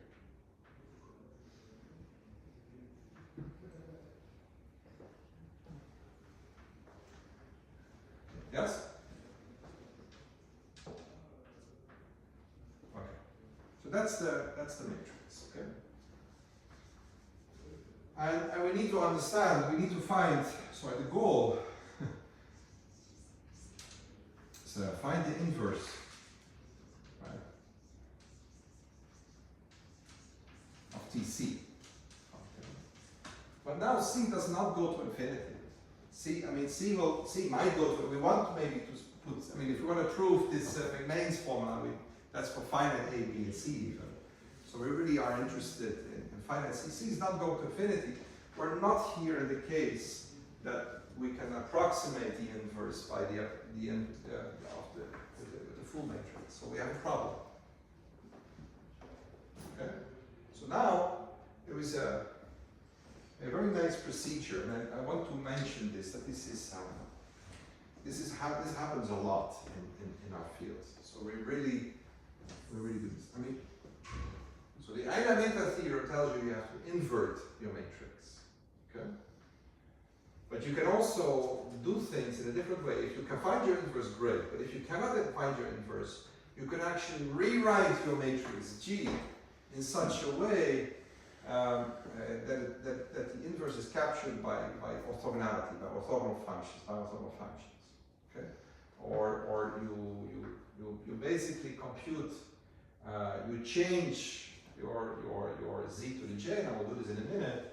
You change your z powers here, and you replace them by polynomials. You do some column and row operations, such that the g becomes diagonal, and I will illustrate this in a minute. You can do this using orthogonal polynomials, and then the inverse becomes very easy.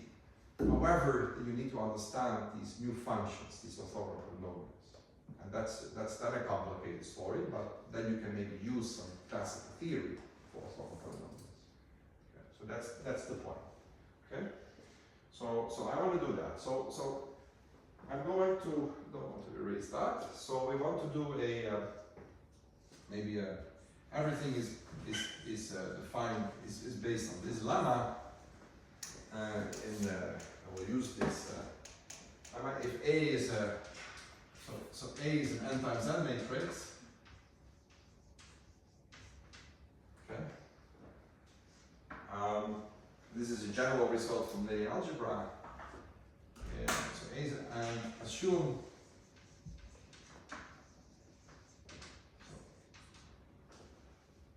that the leading principal minors of A are non-zero.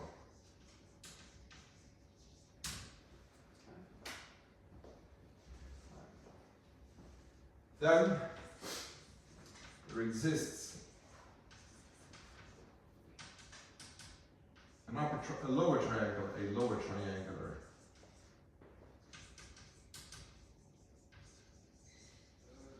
L and an upper triangular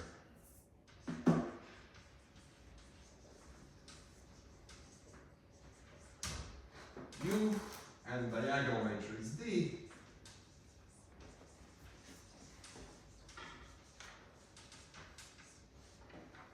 with LJJ is UJJ is 1, so these are lower and upper triangular matrices with 1s on the diagonal, such that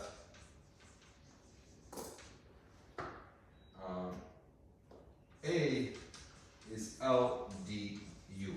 This is just a classical result from linear algebra. We can do an LU decomposition of your, right? So it sounds like I'm going to do something similar than I did before, because I have to know that we also did LU decomposition. But actually, I don't really care on how to compute this LDU composition. I will put this in there. You will see it in a minute. We will never really do this. Okay? We will never really do this. And it's important that the leading principals minors of A are non-zero. Okay? So just what are the leading zeros? If this is A, you need to compute sort of the principal minors. So these are these principal submatrices that are in the left, sort of nested in the corner. These need to be non-vanishing, and then you can do this. And then it's just some Gaussian elimination, and normally you have these pivots that floating around. You know, sometimes you can hit a 0, and then some things break down. And as long as the principal minors are not 0, you will never run into problems. You can do this elimination. You can get this. Okay, but this is important. There is this leading principle, and we will see that this has an interpretation for us. But this is just a standard result from linear algebra.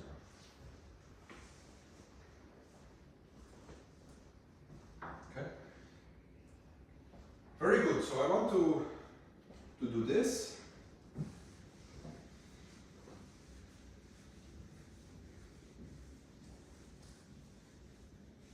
And I want to do this basically on my G. Okay. Can I do this? So can I do this? Well, so lemma. So the first lemma is that G has G is non-singular, and all leading principal minors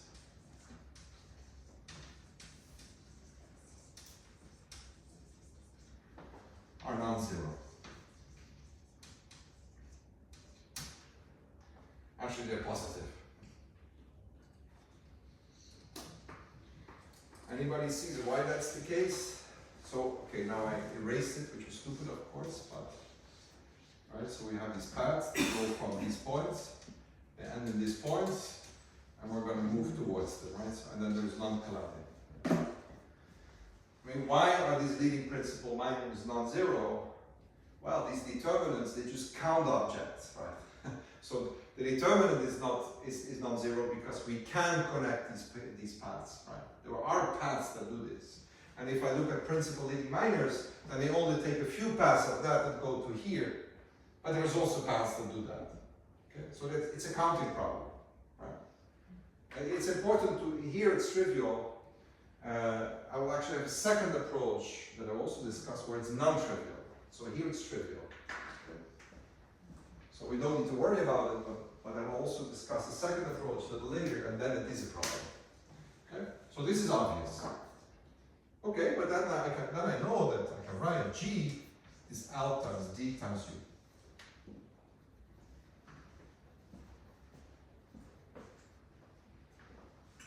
Right, so let me write this in theorem form. There exists L, U, and D such that G is L du. Moreover, if we define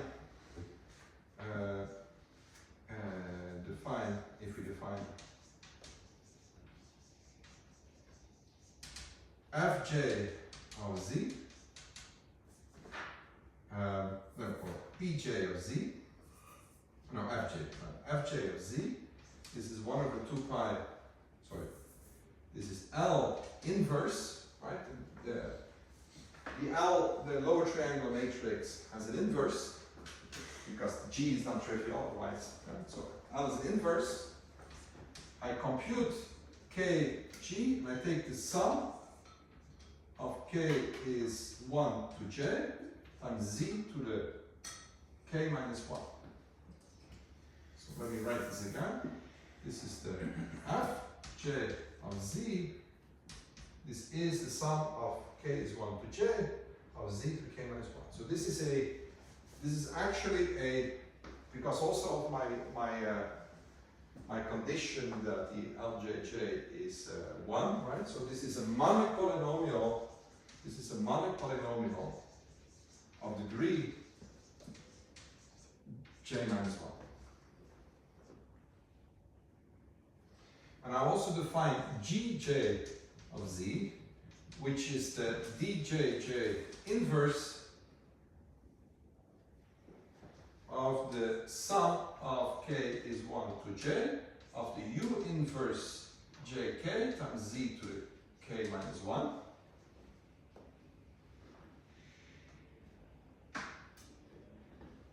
Did I do this right?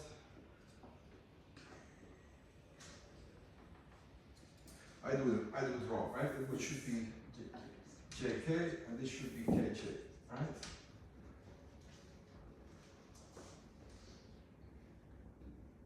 So this is not a monic polynomial because of the D, but it's also a polynomial of degree J minus 1.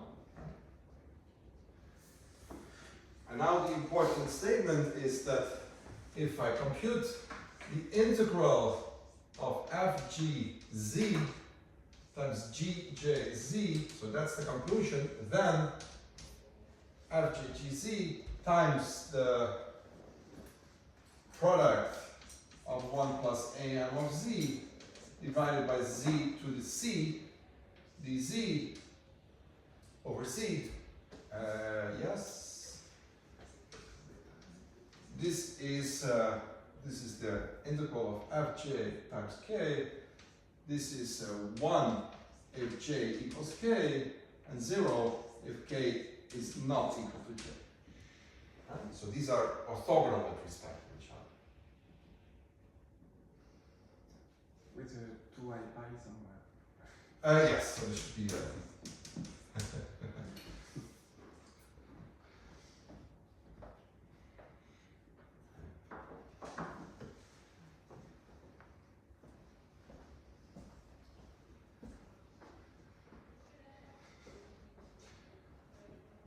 to avoid further confusion, for me, I take the engineering approach that 1 over 2 pi I is 1.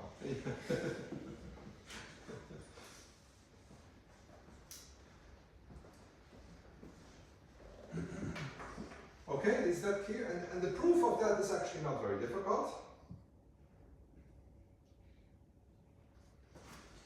Because, I mean, you just, I don't know if you, should I do the proof maybe? Well, maybe it's not a bad idea to actually do it.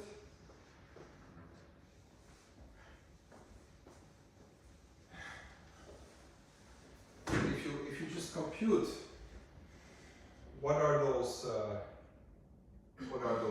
sums, right? So maybe I do this.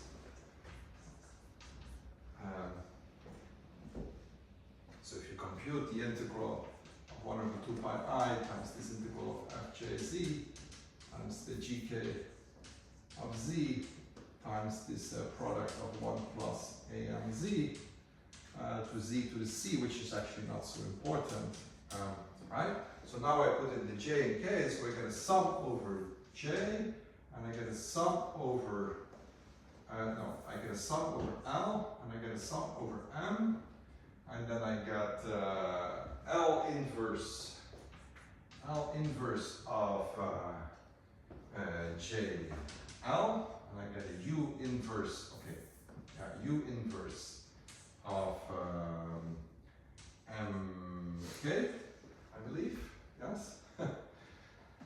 times D inverse KK, you should probably put that in there, yes, times the integral of Z to the L, yes, that comes from this C, times minus K, times this 1 plus AM of Z over Z to the C, dZ over Z.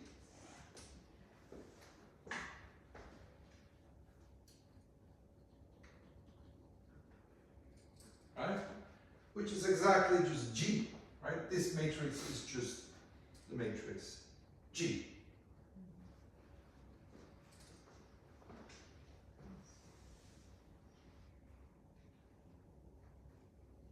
So you get basically this sum here, this matrix is the G of LK, right? Right, so maybe let me write it out. Sum over L, sum over M, so right, sum over L, sum over M, L inverse, J L of G L M times U inverse M K, yes, and we have also a D inverse K K, and now now you sum over L and M. And now you write that G is actually the L, the U decomposition, so this L eats the first L, then we eat the U also. Could I put G of LK and not LM? Do I need to? Yeah, it should be an M. It should be set to the L minus M. Here should be an S. Okay. Yes, because, yes. The K was the function and then sum over M. Yes, thank you very much. Yes. So this is the G matrix, and you get an LU composition, and you cancel exactly the LUD, and then it's okay. That's it.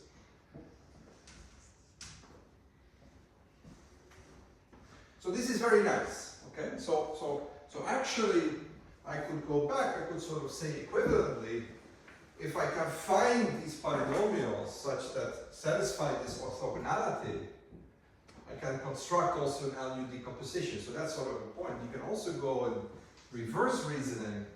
Like if I have this, I know the LU decomposition exists, which means that I can find sort of these functions f, g, and gg like this that are orthogonal.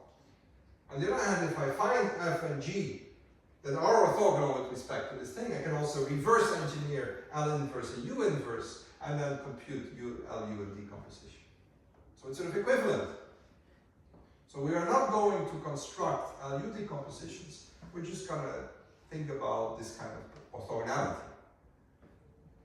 And there is a big message here, is that orthogonality, if you know that some functions are orthogonal, if you have some orthogonality, this really can help you a lot. Okay? Orthogonality forces lots of structure.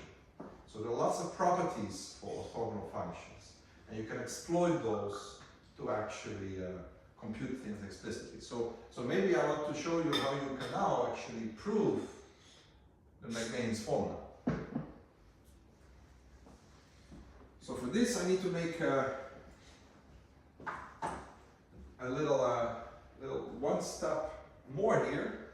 So let's go to a situation. So let me do a situation. So this is our G, right? So this is our matrix G. It's a Duits matrix, but it's not symmetric. Okay.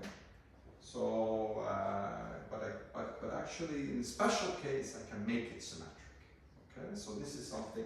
It's just like I will prove McMahon's formula not yet in general form, but I do a special case of McMahon's formula.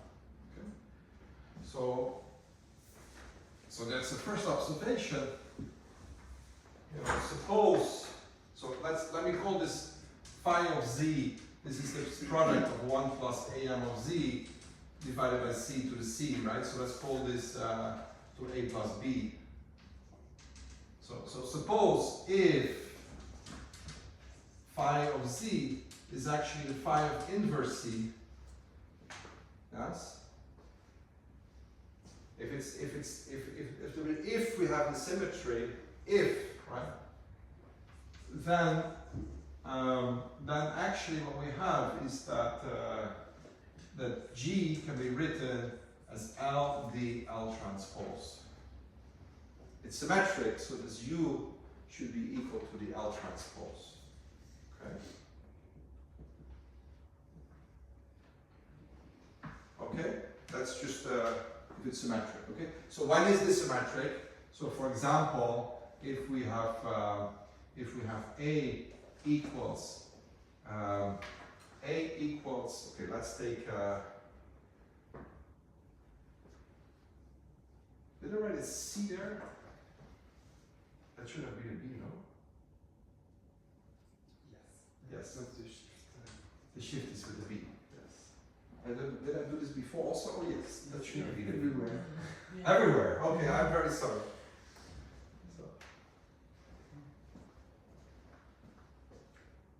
So if A equals B, and all these coefficients AM are 1, so that's sort of the uniform case, right? Then actually phi of z is just z plus 1 to the n to the a times z plus times 1 plus 1 over z to the a. Yes? So then it's clearly symmetric. So if I wrote everywhere C, I mean my shift was not C, it was B. Yes, I'm very sorry. You should have stopped me.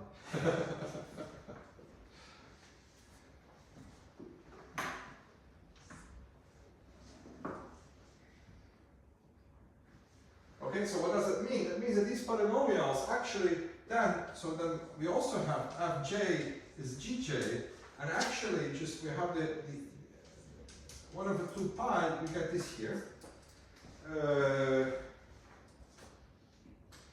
Oh my god, I'm sorry.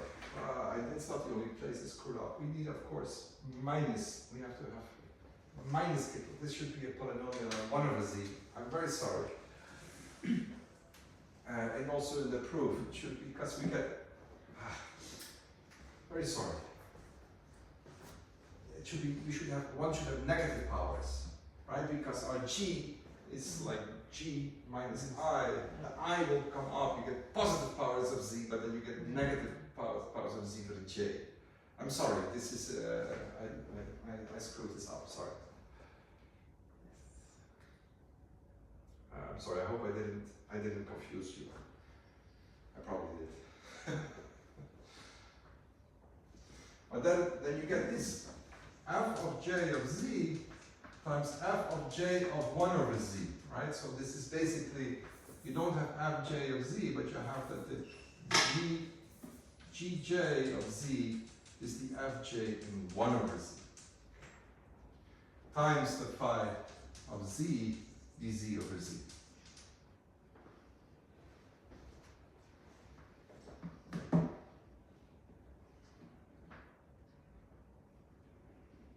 And this is important.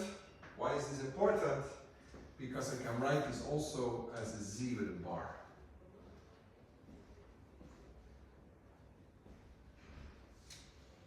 Because they're real? Because, I mean, they are real, yes. I mean, you can see, for example, I mean, in this case, you can definitely see that. I mean, if you do an LU decomposition, the matrix is real, right? Mm-hmm.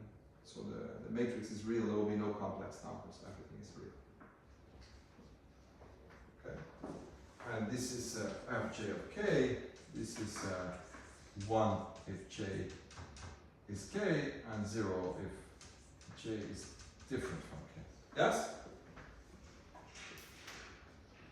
So now we really have orthogonal polynomials. There is a weight, and on the unit circle this is even positive weight, right? Because fz is f1 over z, and it's so, and then you really have functions. So you have orthogonal polynomials in the unit circle. Okay? So in general, when you don't have this symmetry, you also have orthogonal polynomials, but it's more bi-orthogonal. This f and the g are not the same. I don't like that very much, that they are not the same, so that's why I will also talk about a second approach later. But at least in the symmetric case, these are really orthogonal polynomials on the unit circle. Okay? So, and there's lots of theory about those. Okay?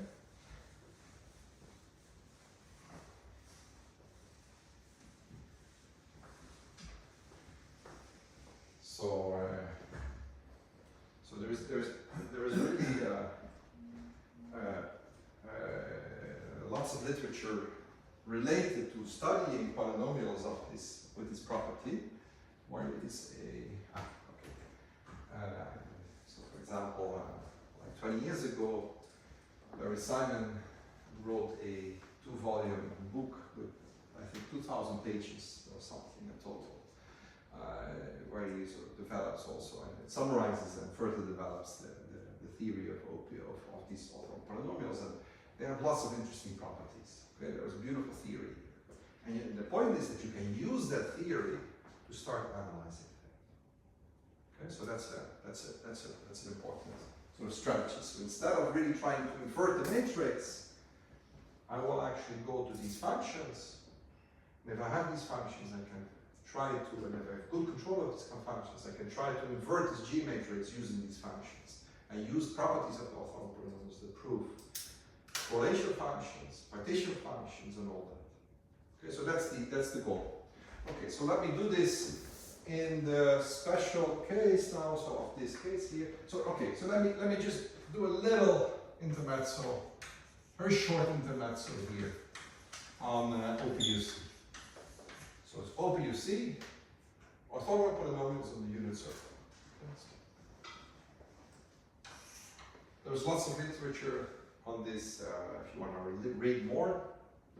There's these 2-volume books. There's also a little shorter paper, review paper, 40 pages where the most important results are summarized. Also by Maurice. There's a lot of interesting work. So it starts the following. So let dBc be a positive measure, right? So a measure, positive measure on the unit circle. C is 1, right? So this is the circle. So let me write this also T. Then there exists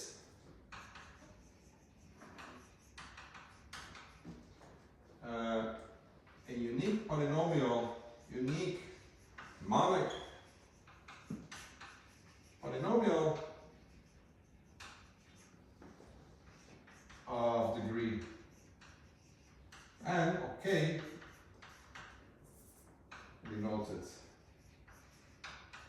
by phi k of z, such that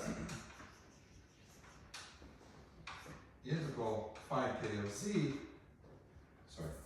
phi k of z, z to the minus j, w d mu of z on the circle is 0 for j 0, 1 to k minus 1. Okay. So if I have a measure, positive measure d mu on the circle, I can always construct monic polynomials of degree k, right? So phi k of z will start with z to the k plus lower term. So monic means that the leading coefficient is 1. Okay? So that the phi k of z, that this is 0. Right? You can always find it. Right? is called the orthogonal polynomial circle. Right? For the orthogonal, these are the orthogonal polynomials. Okay? And how do you construct them? Actually, you can just start with one z squared, and z cubed, and so on and so on. This is an inner product. We have a minus z. Minus z, you should think of z bar on the unit circle, right? Z bar is minus z, right? So this is basically, so this is really an inner product, just a standard inner product on the unit circle. You have start with the monomials, you do Schmidt. That's it. Okay? So actually,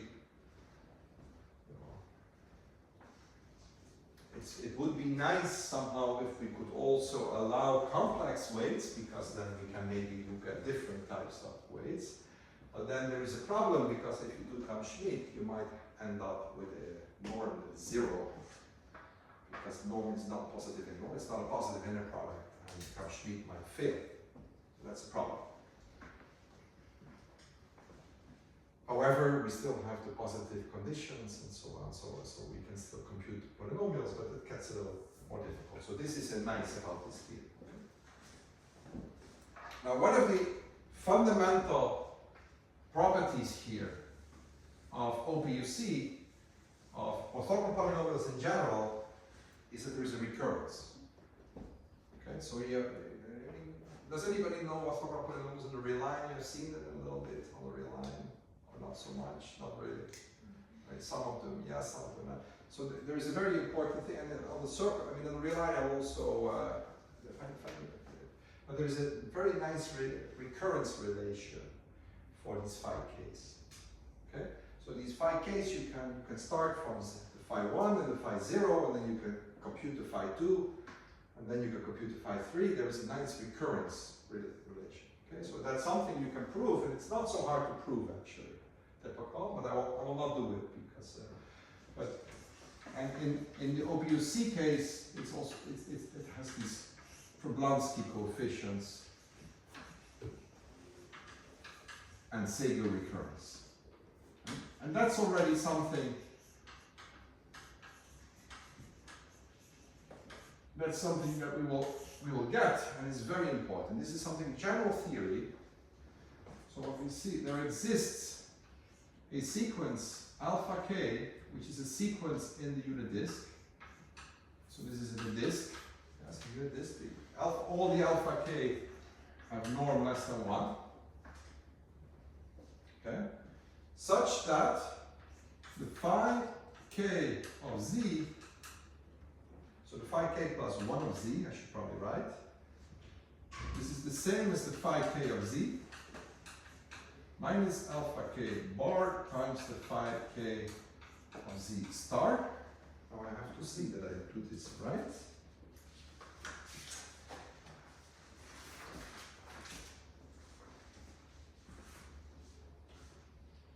Yes.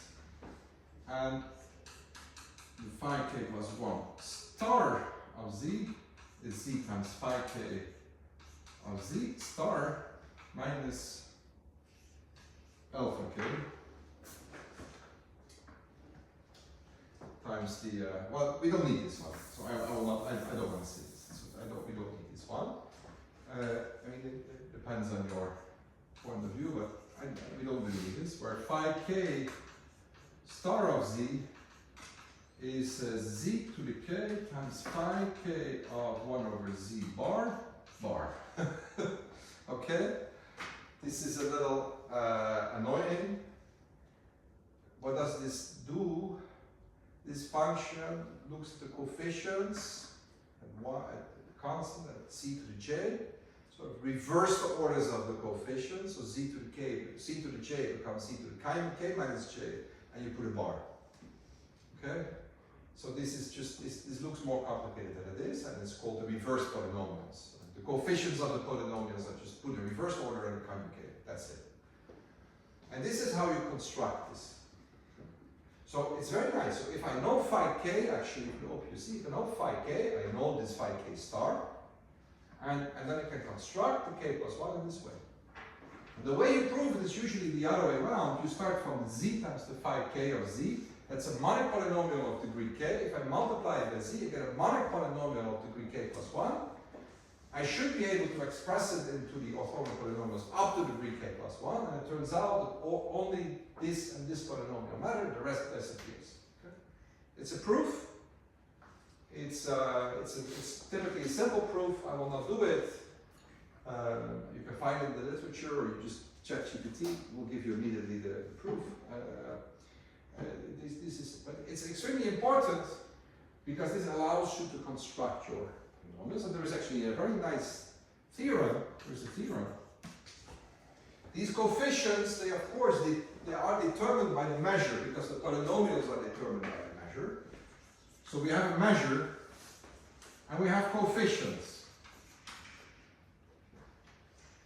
And the whole point is that these coefficients uniquely determine your measure.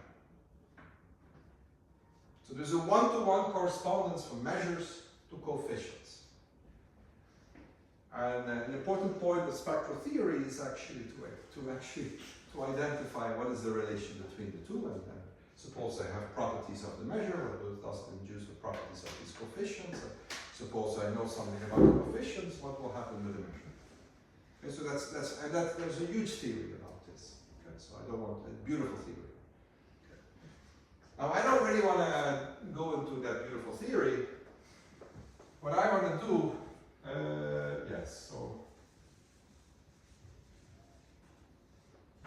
is maybe just do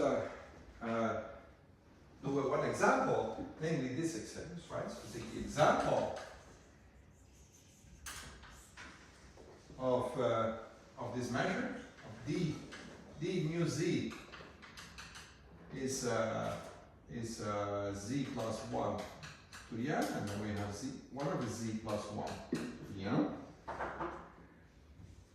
Yeah, if I take this measure and then dz over z, right? Then I can compute my coefficients exactly.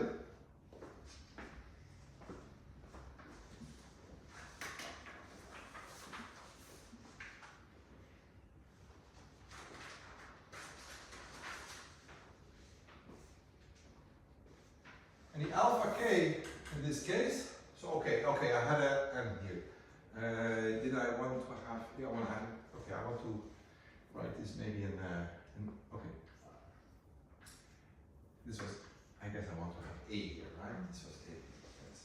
So, okay, so this maybe this alpha minus 1 is minus 1 to the k times a divided by a plus k plus 1, and this is true for k is 0, 1, 2, and so on. So I can really explicitly find these coefficients here.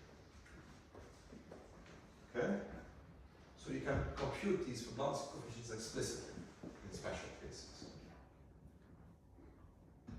I will not show you how to do this. I don't have time. Definitely no time for that. But there is standard techniques from orthogonal polynomial literature to compute those coefficients. It's not very hard if you have an explicit for this special case. Okay? In general, you can actually say a lot about this with those coefficients. In explicit cases, you can actually compute. Okay. Okay. Very good. So now I'm basically already in the position to start computing the McMahon's formula. Okay? So what is McMahon's formula? It's a Duits determinant, right? So first connection that I have to make. So now I'm going to go to McMahon's formula. This ZAB of C. So there's the first lemma.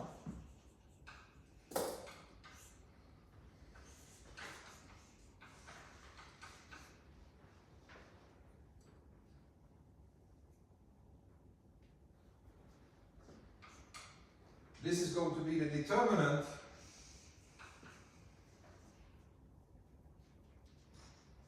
of the Duits matrix, right? Of TC of this weight basically. W plus 1 over 1 over z, 1 over z plus 1 to the a.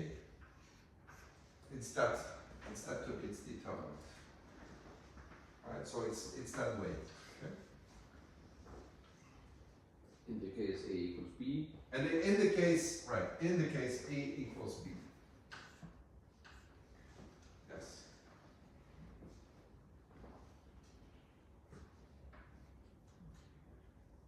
Okay, so now I claim that from what we saw before with the LU decomposition, when we did the LD decomposition, if you compute this determinant, this is the determinant of D, right?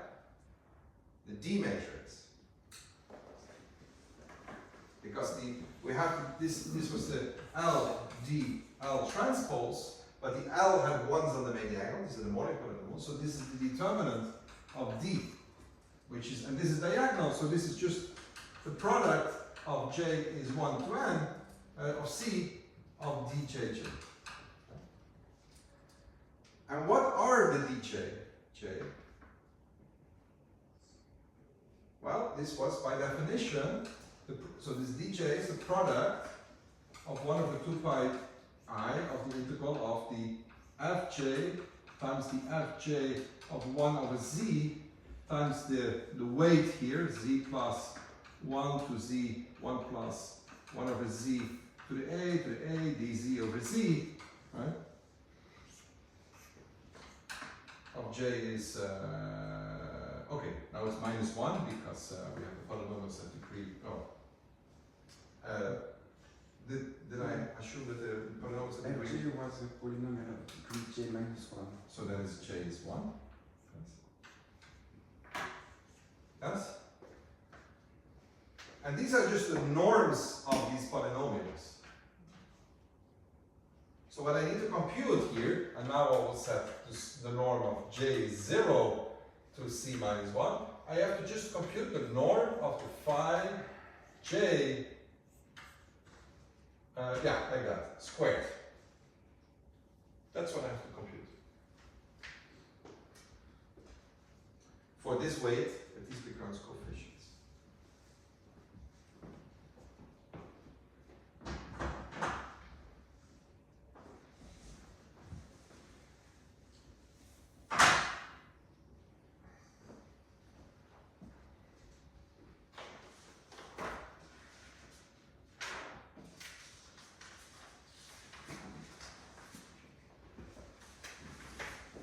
Now it's very nice because the norms of the Fourier coefficients, right? I mean, the orthogonal polynomials, the norms of the orthogonal polynomials should be completely expressible in terms of the alpha case, right? Because alpha case, they determine your measure, so they have to determine also the norm. And actually, it turns out it's very nice. These norms, there's a formula and it's just this formula. I will write it down. This is the sum of J is 0 to C minus 1 of 1 minus alpha squared J to the C minus 1 minus J. Yes. It's these coefficients. It's this product of these coefficients. That's a general rule from orthogonal polynomials on the unit circle. Okay, so this is a theorem, right? So this is a result. I should probably have put this as a lemma. Right? So this is a lemma. So this is the identity is true for any the products or it's actually true. It's actually true so for the norm of phi j. Phi j Yes. is equal to the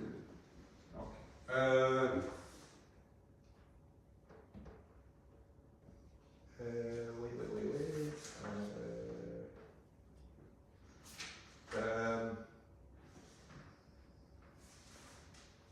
No, this is for the product. So you also have a formula for the. You have to be. There's something telescopic. You have a formula for the norm also, but this is a norm. This is formulas for the product. For the norm, it's the same thing. It's a similar thing. Okay, but it's not. I think there was some cancellation happened here, but I'm not sure. Sorry for that. And now the point is, it's very nice because these coefficients were explicit, right? For the special way, they were explicit. So I plug them in.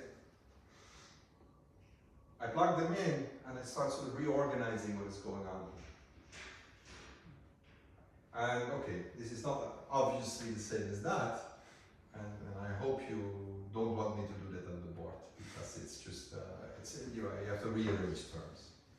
Okay, but at least you can see the form because these are already fractions. So you will get some fractions here. And you have to do some combinatorics to show that these are the same, and I hope you trust me. So,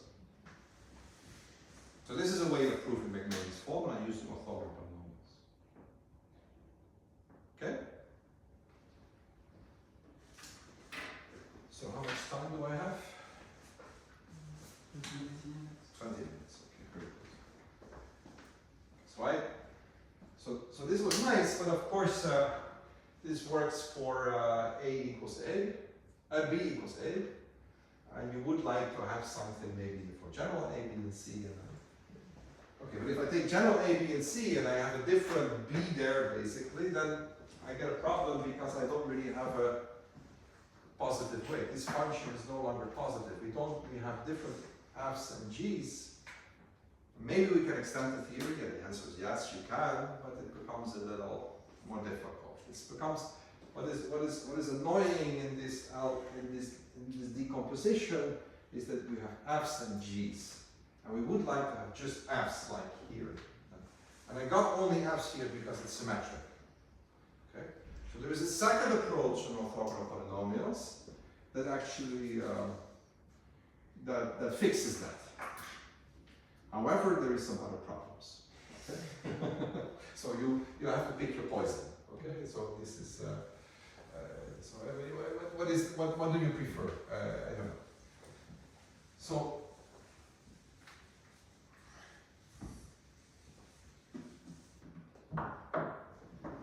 let me do a second approach. And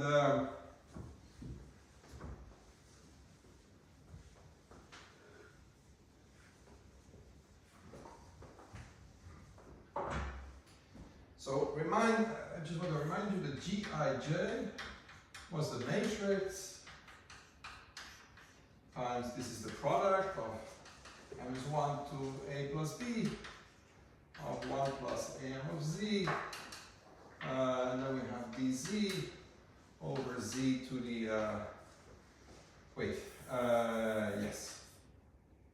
dz over Z to the C plus J minus I plus 1. Okay. I mean, it's a little annoying. I mean, why do we get this problem? I mean, we have basically a J and an I. It's not symmetric because there's a sign difference. Yes? No, I claim that I can just make the sign difference disappear. Okay?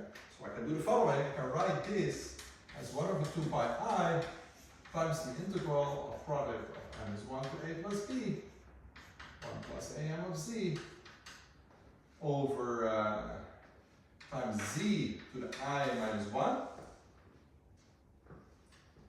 times Z to the J, this is not a C, my friends. This is you should have stopped me again. This is a B. It's stuck in my head. It was a B. Yes. So this is, and I will do now I write C minus J divided by C to the B plus C times dz. Yeah, just times dz. Yes? Okay, I just write I minus 1 and C minus J. And remember Y and J go from 1 to C.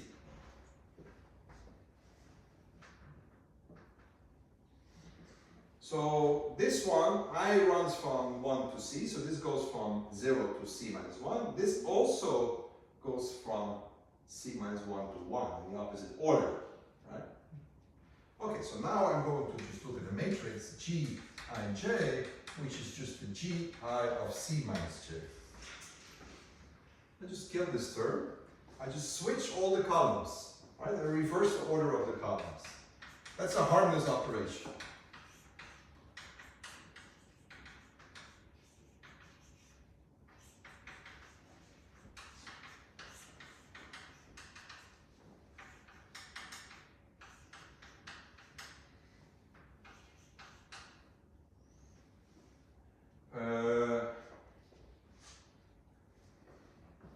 I guess I need to put actually, wait, because when I and J should be equal from 1, so I want the plus 1 here. I do this transition, I get this matrix. So I reverse the order, and the first one becomes the last, and the last becomes the first. Right? So now I get y and j going from 1 to c. And now it's nice because this matrix is symmetric in I and j. This is a symmetric matrix. Very good. So now what I can do is I can try to find LU decomposition of this guy, and since it's symmetric, it should be immediately LT, L transpose. Okay? So, theorem.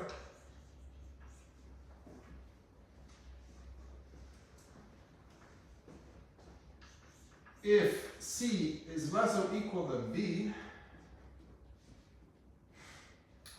if C is less or equal than A, sorry. C is less or equal than A, then there exists a factorization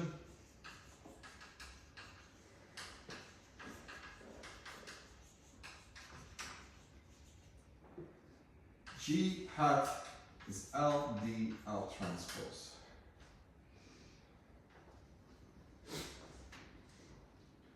Okay, moreover, we can do the same thing if we did, and Pj of Z, which is the sum of L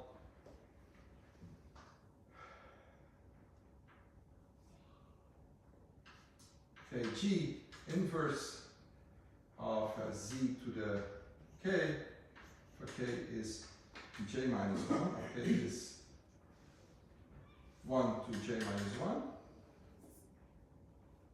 no, K to J, K minus 1, yes, like this.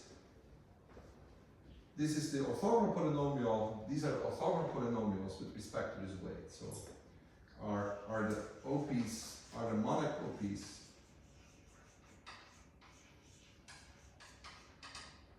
with respect to this weight. So the integral of 1 over 2 pi I of the integral of Pj Z times Pk of Z times the product of 1 plus Am of Z over dz over C to the B plus C. And here M runs from 1 to A plus B.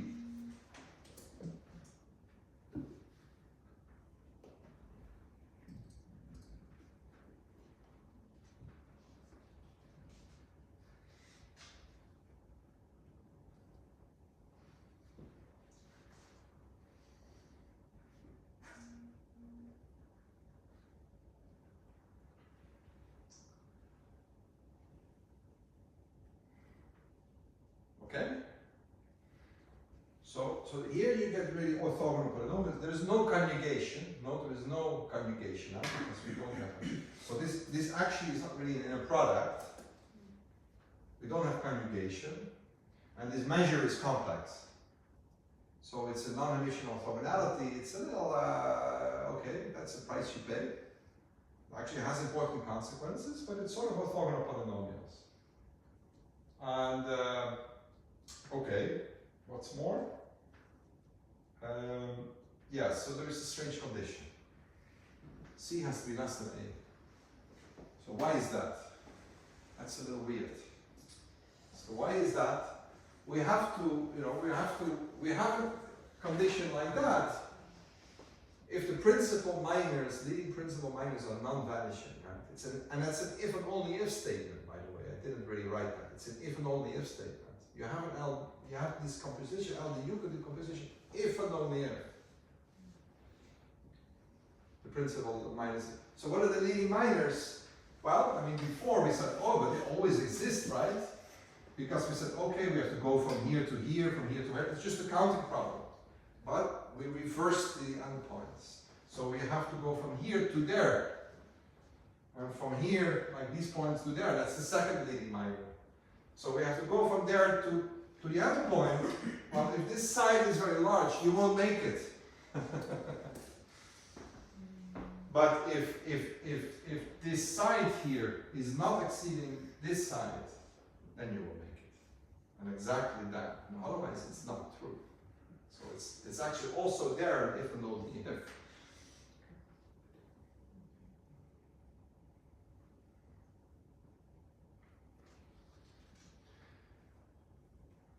So maybe how much time do I have?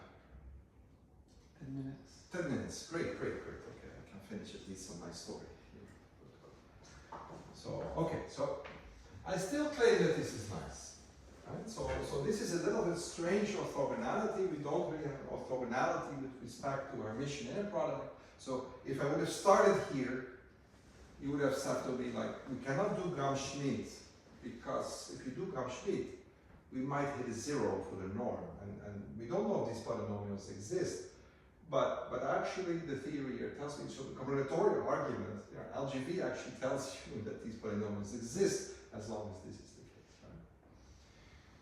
Right? Now, these polynomials, let's take the special case again. Special case that AM is all one, with a uniform measure. Right? Let's try if we can see if we can do make it now for general A, B, and C. So what do I get?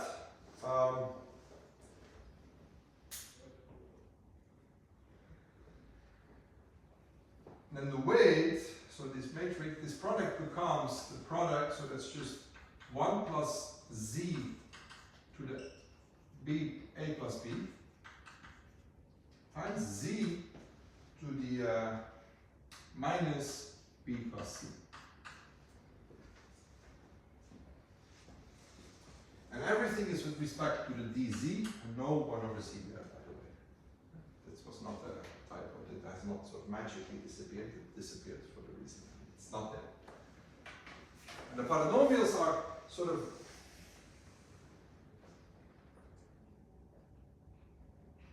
orthogonal with respect to this weight. Now, anybody that knows a little bit of orthogonal polynomials should somehow recognize this weight. Okay, maybe this is not very obvious. It's not Jacobi. Yes, Yeah, okay. it is. Exactly. So it's Jacobi. So we have Jacobi polynomials. But you have to be a little careful because you say like it sort of looks a little weird because Jacobi polynomials, they look on the measure on you look at the measure x to the alpha to 1 minus x to the beta on the interval 0 to 1.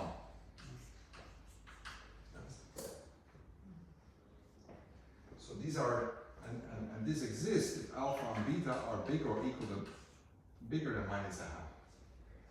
And then this measure is a nice measure, and you can look at the polynomials and the OPs. They are defined as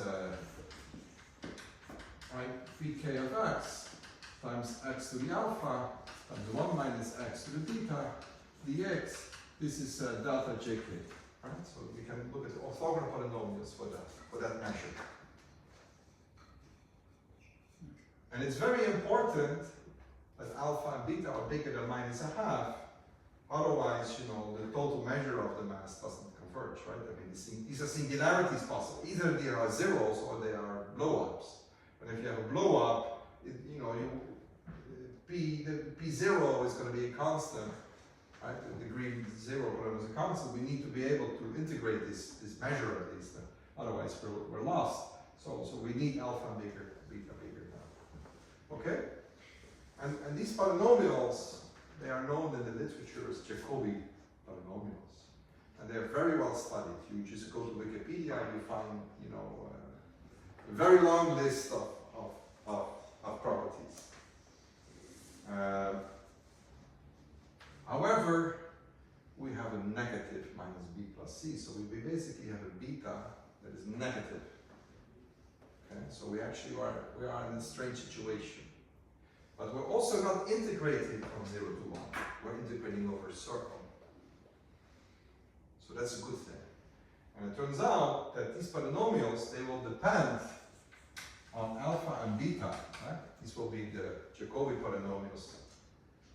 What is the, can you remind me, what is the Jacobi polynomials, but is that L? No, it's not L, right? Or is it L? Is The notation for that? the notation, yes, yes. It's P. These are Jacobi polynomials. These are known in the literature. They're very well studied. And the point is that these are analytic in alpha and beta. Alpha and beta are parameters, and they depend analytically on alpha and beta.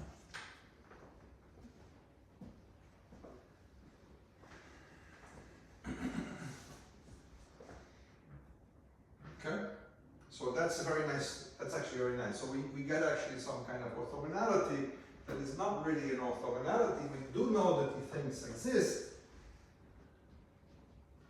But what is important here is that in the uniform case, there are actually just extensions, sort of these analytic extensions of known classical polynomials.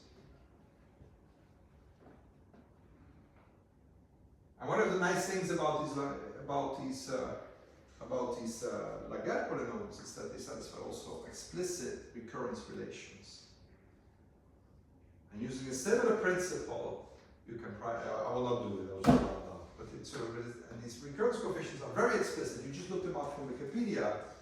You will see again that the determinant now of the G hat, which is up to a sign the same as the determinant of G, is just a product of these recurrence coefficients, and they are explicit, and they will give you exactly this. And now I don't need any A, B, and C to be sort of special. It's just completely general. Not completely general. C has to be less than A. But you can always make sure, you can always rotate it such that C is less than A. Good, okay, I think I will. So what I didn't explain to you now, I basically only started with, I just wanted to illustrate McMahon's formula and how you get it. So this is the rotational function. I didn't tell you, you can actually get a formula for the correlation functions also. The function for the correlation is a double integral formula, like we have seen before, but instead of a Wiener-Hopf factorization, the polynomials themselves appear in the integral. And if you want to do a saddle point analysis with the polynomials there, it's doable if you are crazy enough to do it. And I have been one of those. But this is a way of actually proving some pictures. So maybe just to round up.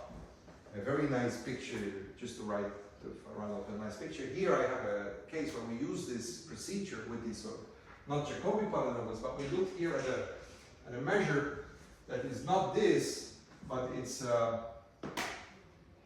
it was not this, but it was basically 1 plus A times Z, no, that's a bad name, T times Z to the A times 1 plus T times Z. We had just, everything was T over Z, yes, divided by Z to the 2n. Okay, this is 1 plus Z over T. Yes, it was this measure, where you sort of alternate, you have different weights, you alternate your weight, right, your jump matrix. It's not just uniform, but the first one is a Bernoulli step at 1 plus T, and then second, the even steps have a 1 plus 1 over T, so there is some sort of alternating thing. And then depending on T, you can get these crazy pictures, and we were able to analyze them using these orthogonal polynomials. So you can get these pictures. And there's a very nice thing appearing in these pictures is that when T is very small or very large, but away from 1, there will be a sort of this alternating will actually sort of force to have 2 clouds of particle, 2 clouds of sort of paths, and there's some sort of barcode in the middle that's just alternating blue and white, and that's because of this alternating pattern. But then when T comes to 1, you get back to a uniform case, and that means that these clouds sort of merge. And okay, so then there is a sort of very nice critical point where these 2 points, where these clouds sort of merge and sort of start touching each other. And okay, there is some interesting relations to Pavlov in that transition. Let me not discuss this more. I thought maybe it's nice to enter the picture. We were able to analyze this picture using this approach. Good, okay, so now it only remains to settle the next final lecture. And it seems that whatever we do, people will not be able to come. Some people will not be able to come. I don't know how to.